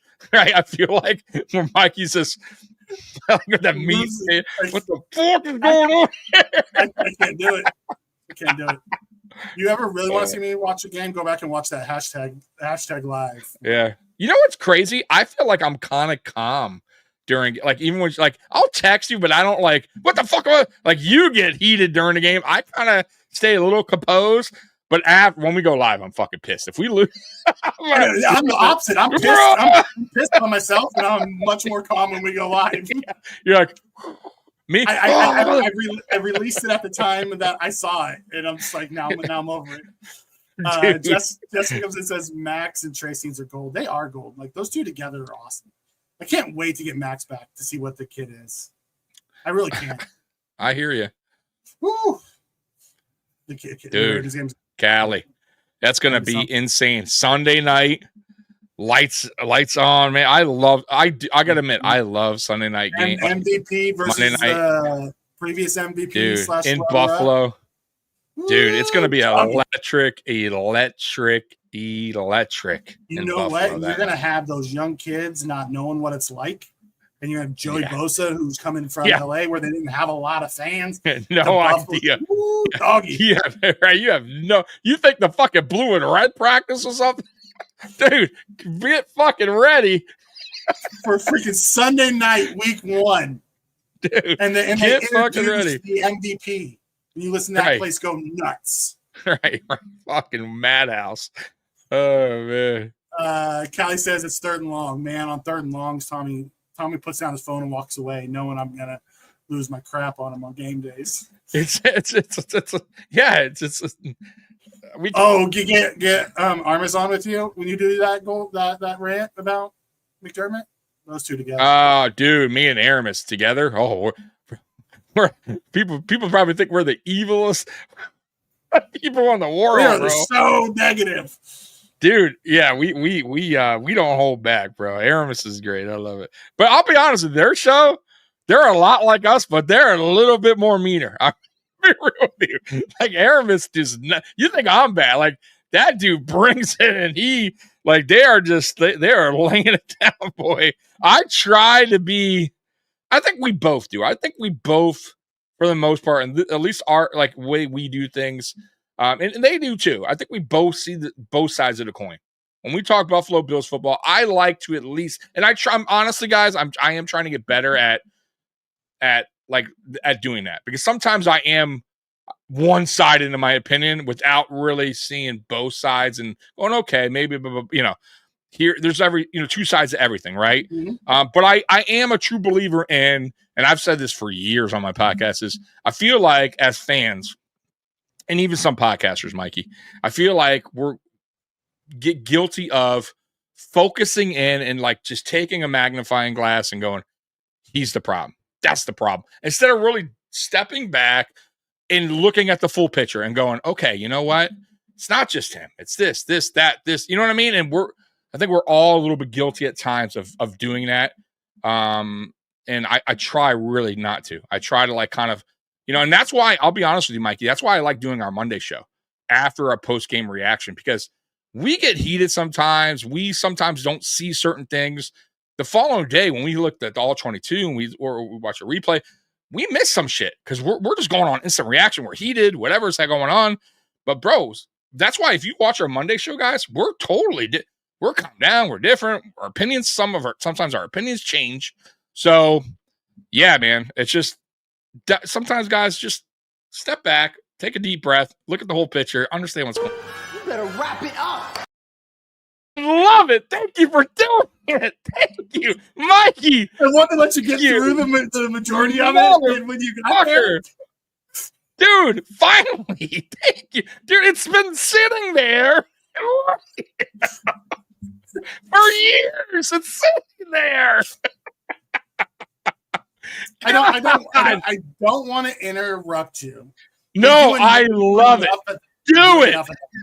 If you do it, I'll laugh. I won't even take offense of it, and we move the fuck on. All right. Tommy's no. Get Walter.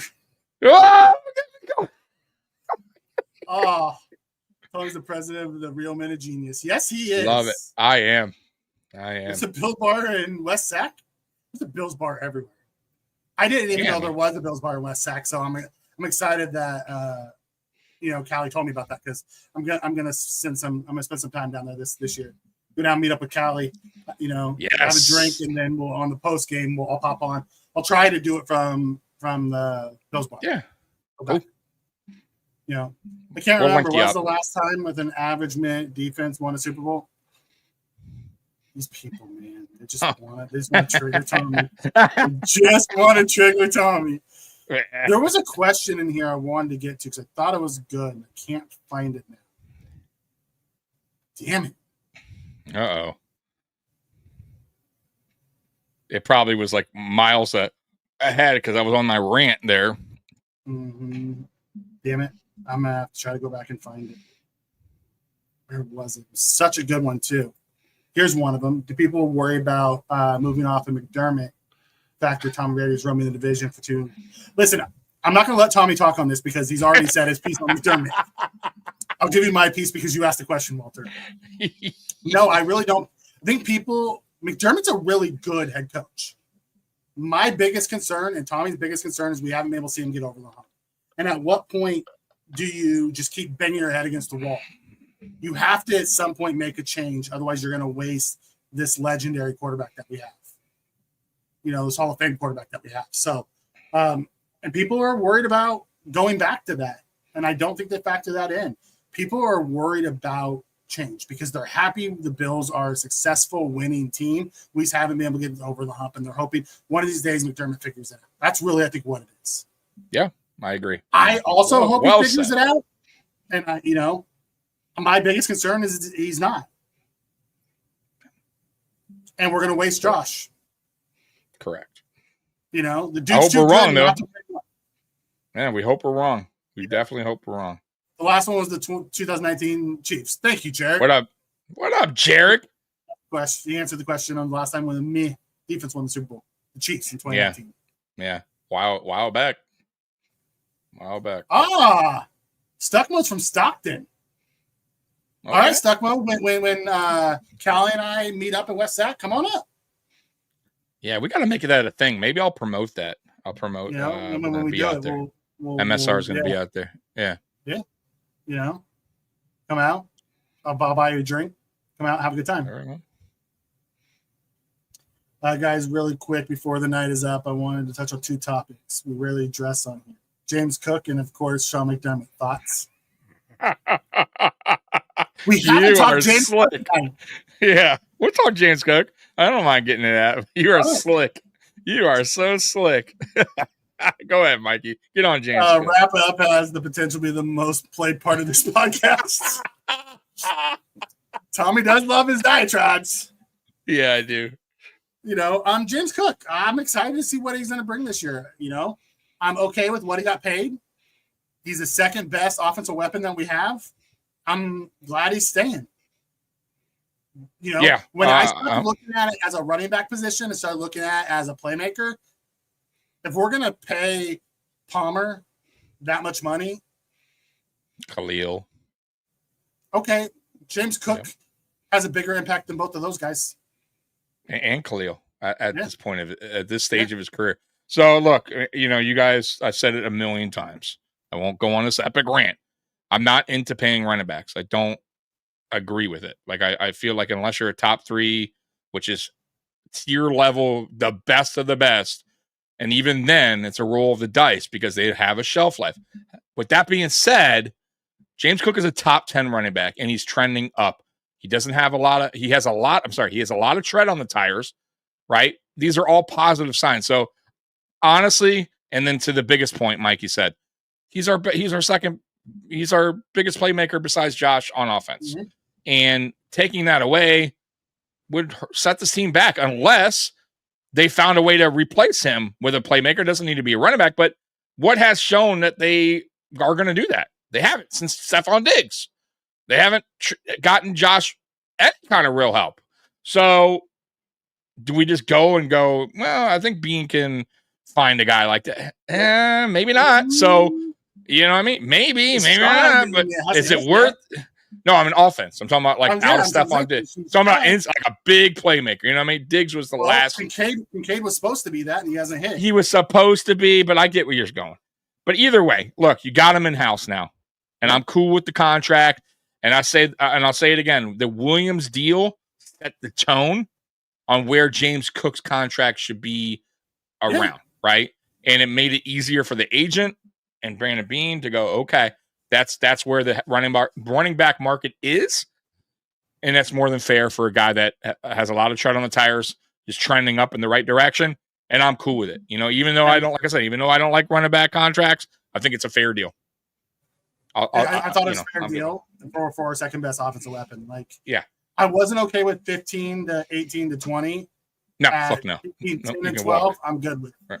Yep. Jared says, I'm going to question Bean too because our roster's been good but never great. You're not wrong there. Our best roster was that 13-second team. Exactly. And I don't know if I'll ever forgive McDermott for the 13 seconds.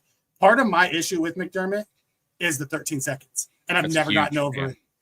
Yeah, that was it right there. I mean, it's like almost like missing the field goal to win the Super Bowl. I mean, also, it's up there. It's not just a Dolik pick. Because Dolik's now running with the first team in freaking in LA with the Rams. Yeah. It's a Creed Humphrey pick. To dash him over Creed Humphreys. Like, there's a lot of them out there that looking like the Will Johnson. It might be one of those picks that we was sitting there. I mean, Amos. We could have grabbed him anytime. Yep, Amos. Will Johnson, we'll have to figure out how his career turns out because they said he'll be, and people will be surprised if he gets to a second contract due to his knee. Listen, I don't care if you got a player like that could at least get to the first and help you win a Super Bowl. The whole thing about going all in. By the way, I was listening to the local radio out here, Detroit. If you guys have a chance, I know it's not Buffalo, but there's a show called Mike Valenti, the Valenti Show. Mikey, you got to listen to these guys. About as real as you can get. Very much like us, how we do things here. We keep it real, right? It's not all rah rah. Oh, everything's great here. But dude, the guy was talking about like going all in. It's like, dude, like fuck these draft picks. Fuck, like, and I get what he's going with. Like, you know what? You're here. You have the chance now. You have the team. You won shit? And he's like, go ahead and let me know how many Super Bowls we got here. Go ahead, count them. None. You got fucking none. It's time. The time is now. You have a team. Go all in. Because who gives a fuck? If you win, ain't no fucking Lions fan complaining in 2027 that they're dismantling the team because their cap is high. Nobody gives a fuck at that time. You won. You can always rebuild and do it again. Look at the Rams. They went all in. It only took a couple seasons to right back to being good. San Francisco's gone all in. They've been to a Super Bowl. They haven't won, but they've been, right? Philly did it, right? Philly all in, won, got back down, a couple years, bad, right back up in a Super Bowl, won a Super Bowl. It's time. It is time, Mikey. Stop fucking around here. I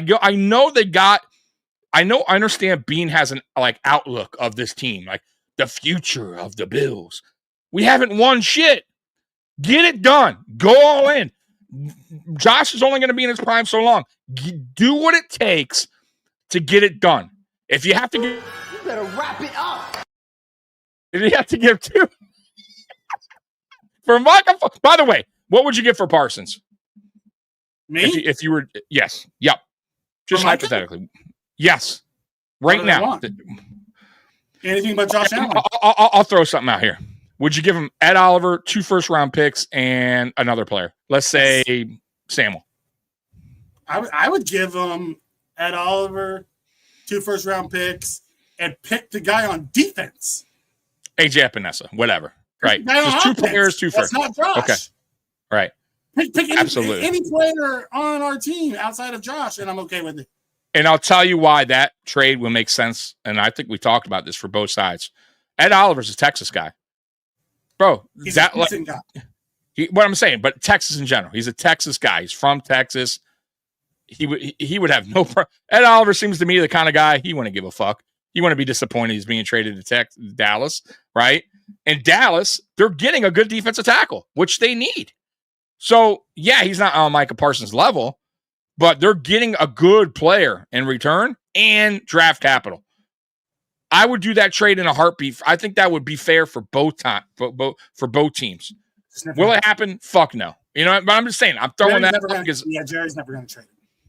No, never. I get that, but yeah, and Jerry's going to overpay. By the way, I don't think it's going to happen. I think he's going to be franchised for 2 years and then he's going to walk away. Oh, you think so? Okay. He normally pays.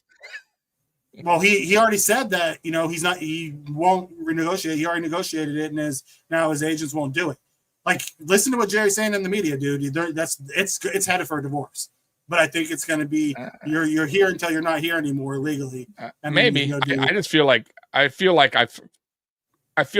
heard this before from him. But But you're right. Might be right. You might be right. That might be headed for divorce. We'll see. You know, Jarek says, I'm not going to like this, but the defense isn't ready.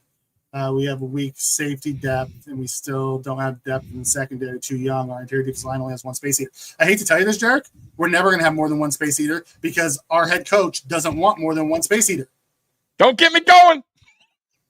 So, Cook is dynamic. Yes, Roy. Cook is dynamic. I love it. James Cook reminds me of Tony Dorsett. So glad we signed him. He glides, dude. And he's gotten stronger year over year, which is what Tommy's biggest concern was with him. Big concern. Yep. Second, a little scared-ass coaching. Yep. I'm crazy. I'm big on Curtis Samuel. If the dude could be healthy, we saw the talent last year. Yeah. At the end of the year, like when he got healthy, he came on and he was making plays for us. My issue is dude's never healthy. Right. Yep. I mean, shit, go back to when we first signed him. We did a podcast here. We were hyping him up. I was excited. You know, hey, this guy hasn't played with a good quarterback. He's a Swiss Army knife. He could be played running back, receiver. He could be all over the field. He has the speed, and then he fucking gets his turf toe thing. And then we fucking play him anyways week 1, which was a total mistake. You should have put him on IR or PUP. That was a fucking disaster. He did nothing. He provided zero. But you're right, Mikey. Guy can't stay healthy. Even this year, it's already fucking banged up. We haven't even played starters in the fucking preseason. He can't even stay healthy in camp. So, no, I have no faith as far as health-wise. Player-wise, skill, he has it. Absolutely he does. You got to be on the field. Yep. Jerry said he wants 3 first, 3 seconds, the Herschel Walker trade. I would be tempted. I'm not going to lie. 3 first. And what else seconds? was it? 3 first. Ooh, no, not 3 seconds. I would give him 3. That's ridiculous. No, I wouldn't. That's almost like the Ricky Williams. Give up the whole, not even have a draft. Right? Just give him the whole fucking draft. No, I don't know about that. I give him 3 first, though. Dude, I'm with you, Jared. I was pissed when we didn't take Dolik, too.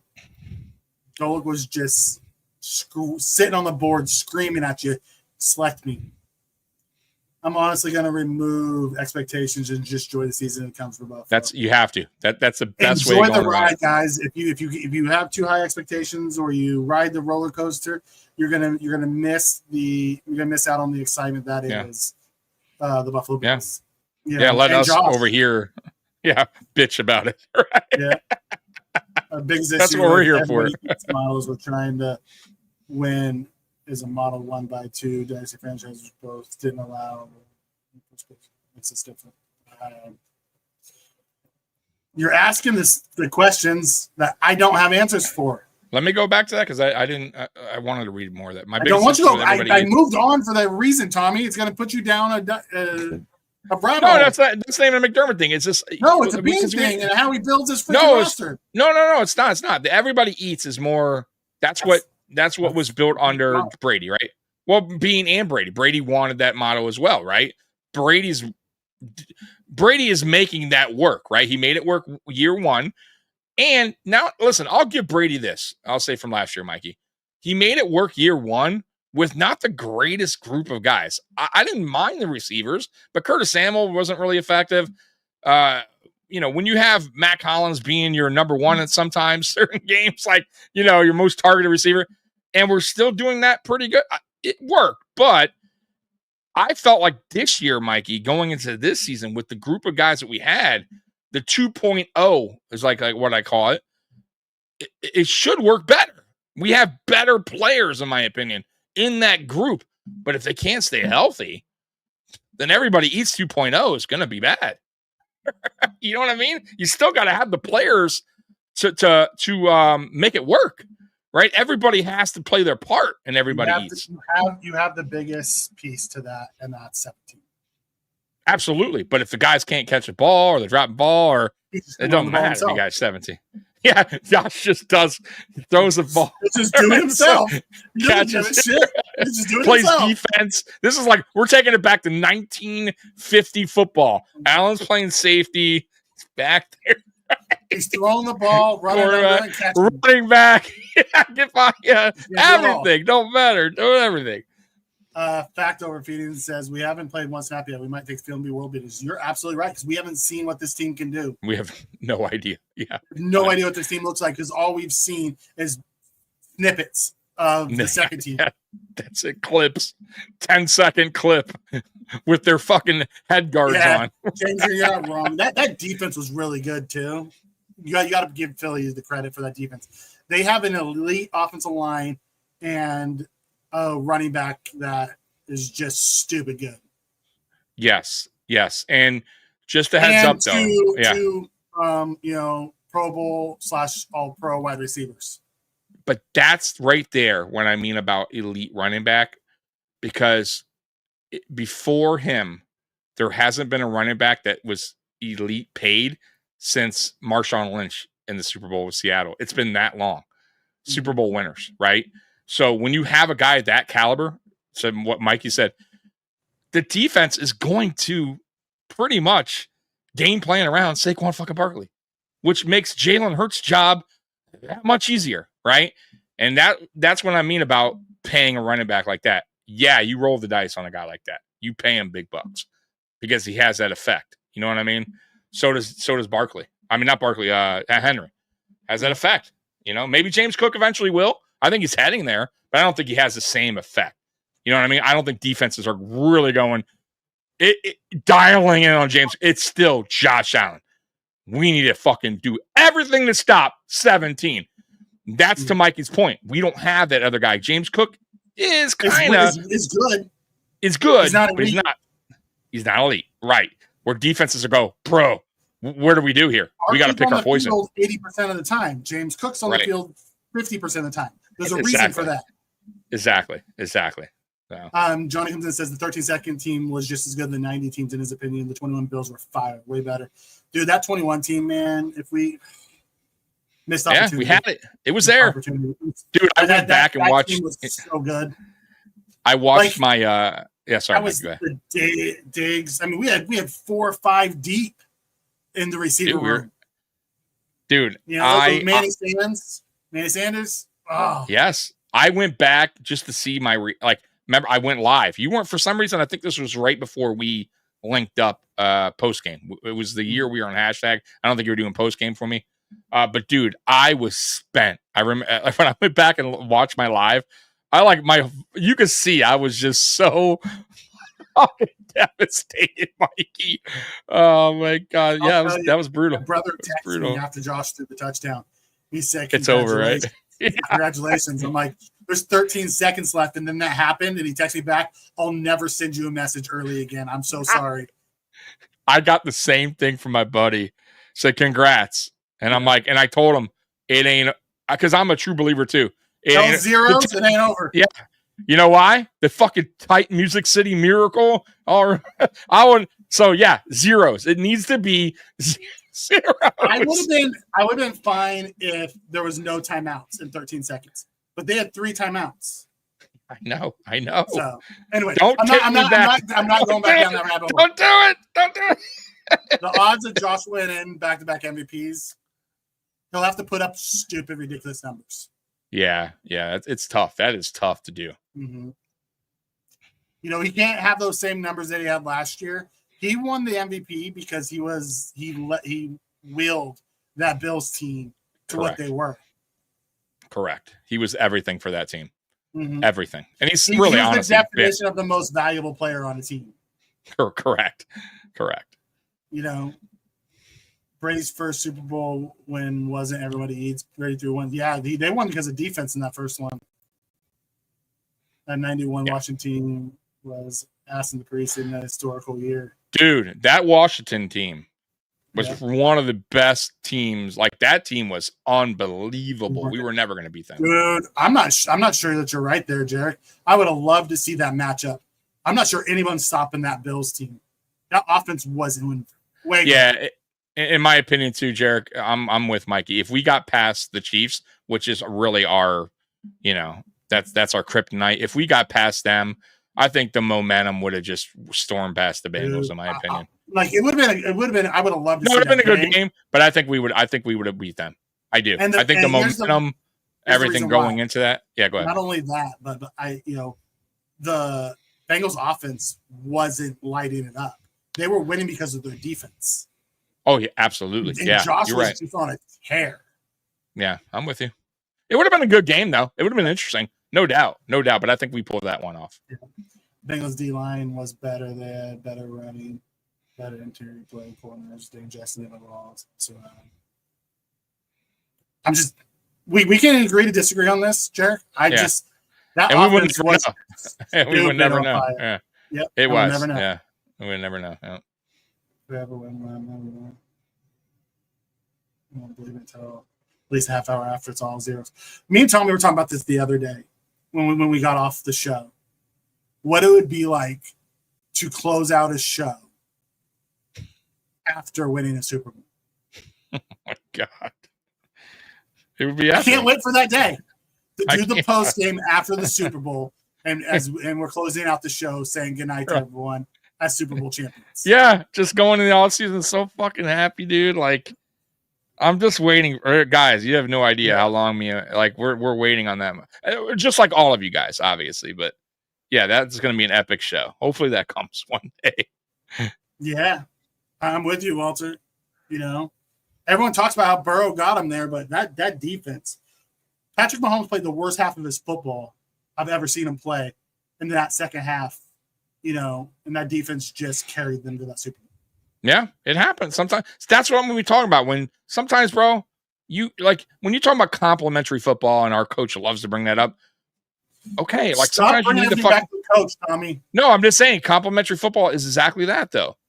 Your offense isn't always going to be on fire. Patrick Mahomes isn't always going to be like unfucking believable, right? You're going to have a game where your defense takes over, helps out. We haven't had that. That's my biggest gripe.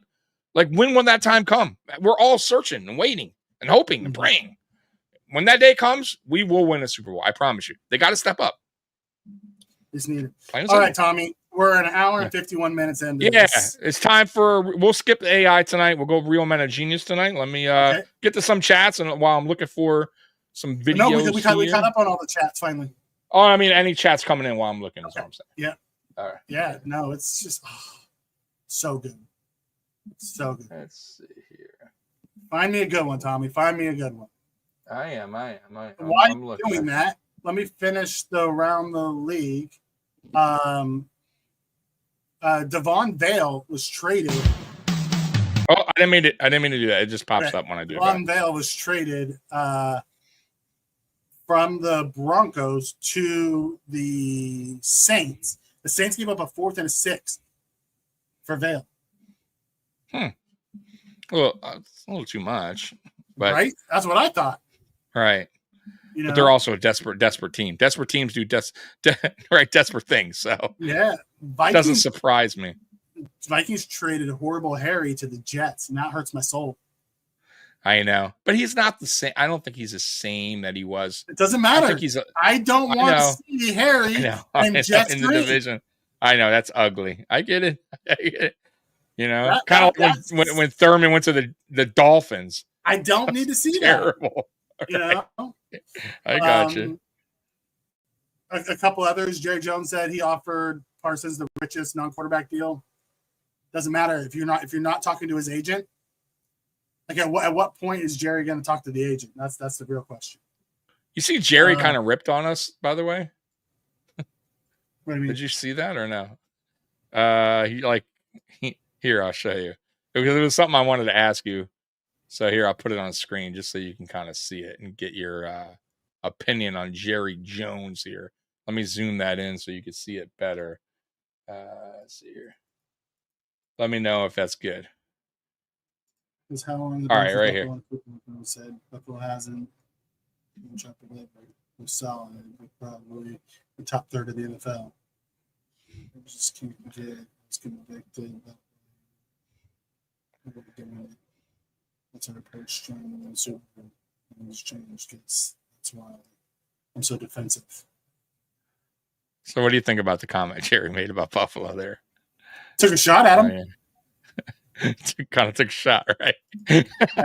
I don't play. He's basically saying that the Bills don't play to win the Super Bowl. Right. Little shot there.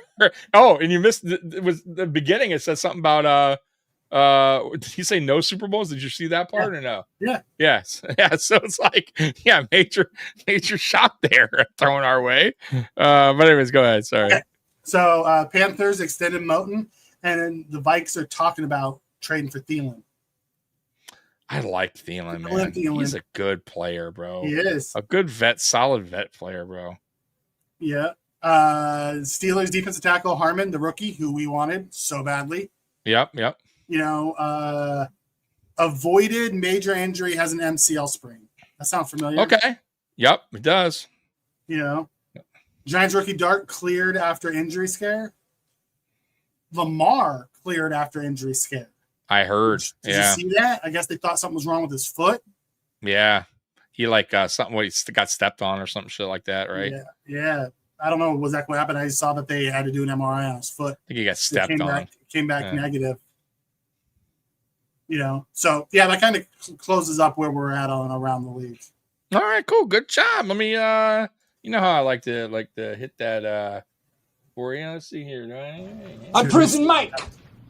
All right, good job. Buddy. Gary's still trapped 30 years ago. It only took me 2 hours to get through around the league. That's all right. I mean, he's not wrong. We haven't won it.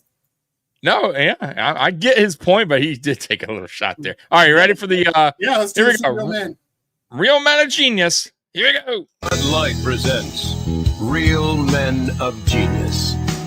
Real men of genius. Today we salute you, Mr. Pimped Out Ghetto Car Driver. Mr. Pimped Out Ghetto Car Driver. Who needs a horn when you have a sound system that announces your arrival 12 blocks before you get there? Here I come now. Nothing says success like a $400 car sitting on $8,000 worth of tires and rims. I hope you got insurance. Who needs libido enhancers when you have hydraulic lifts and enough bass to keep the back seat bumping and grinding all night long? He's got motion in the ocean. So crack open an ice cold Bud Light, oh guardian of the ghetto, because you put the junk in our trunk.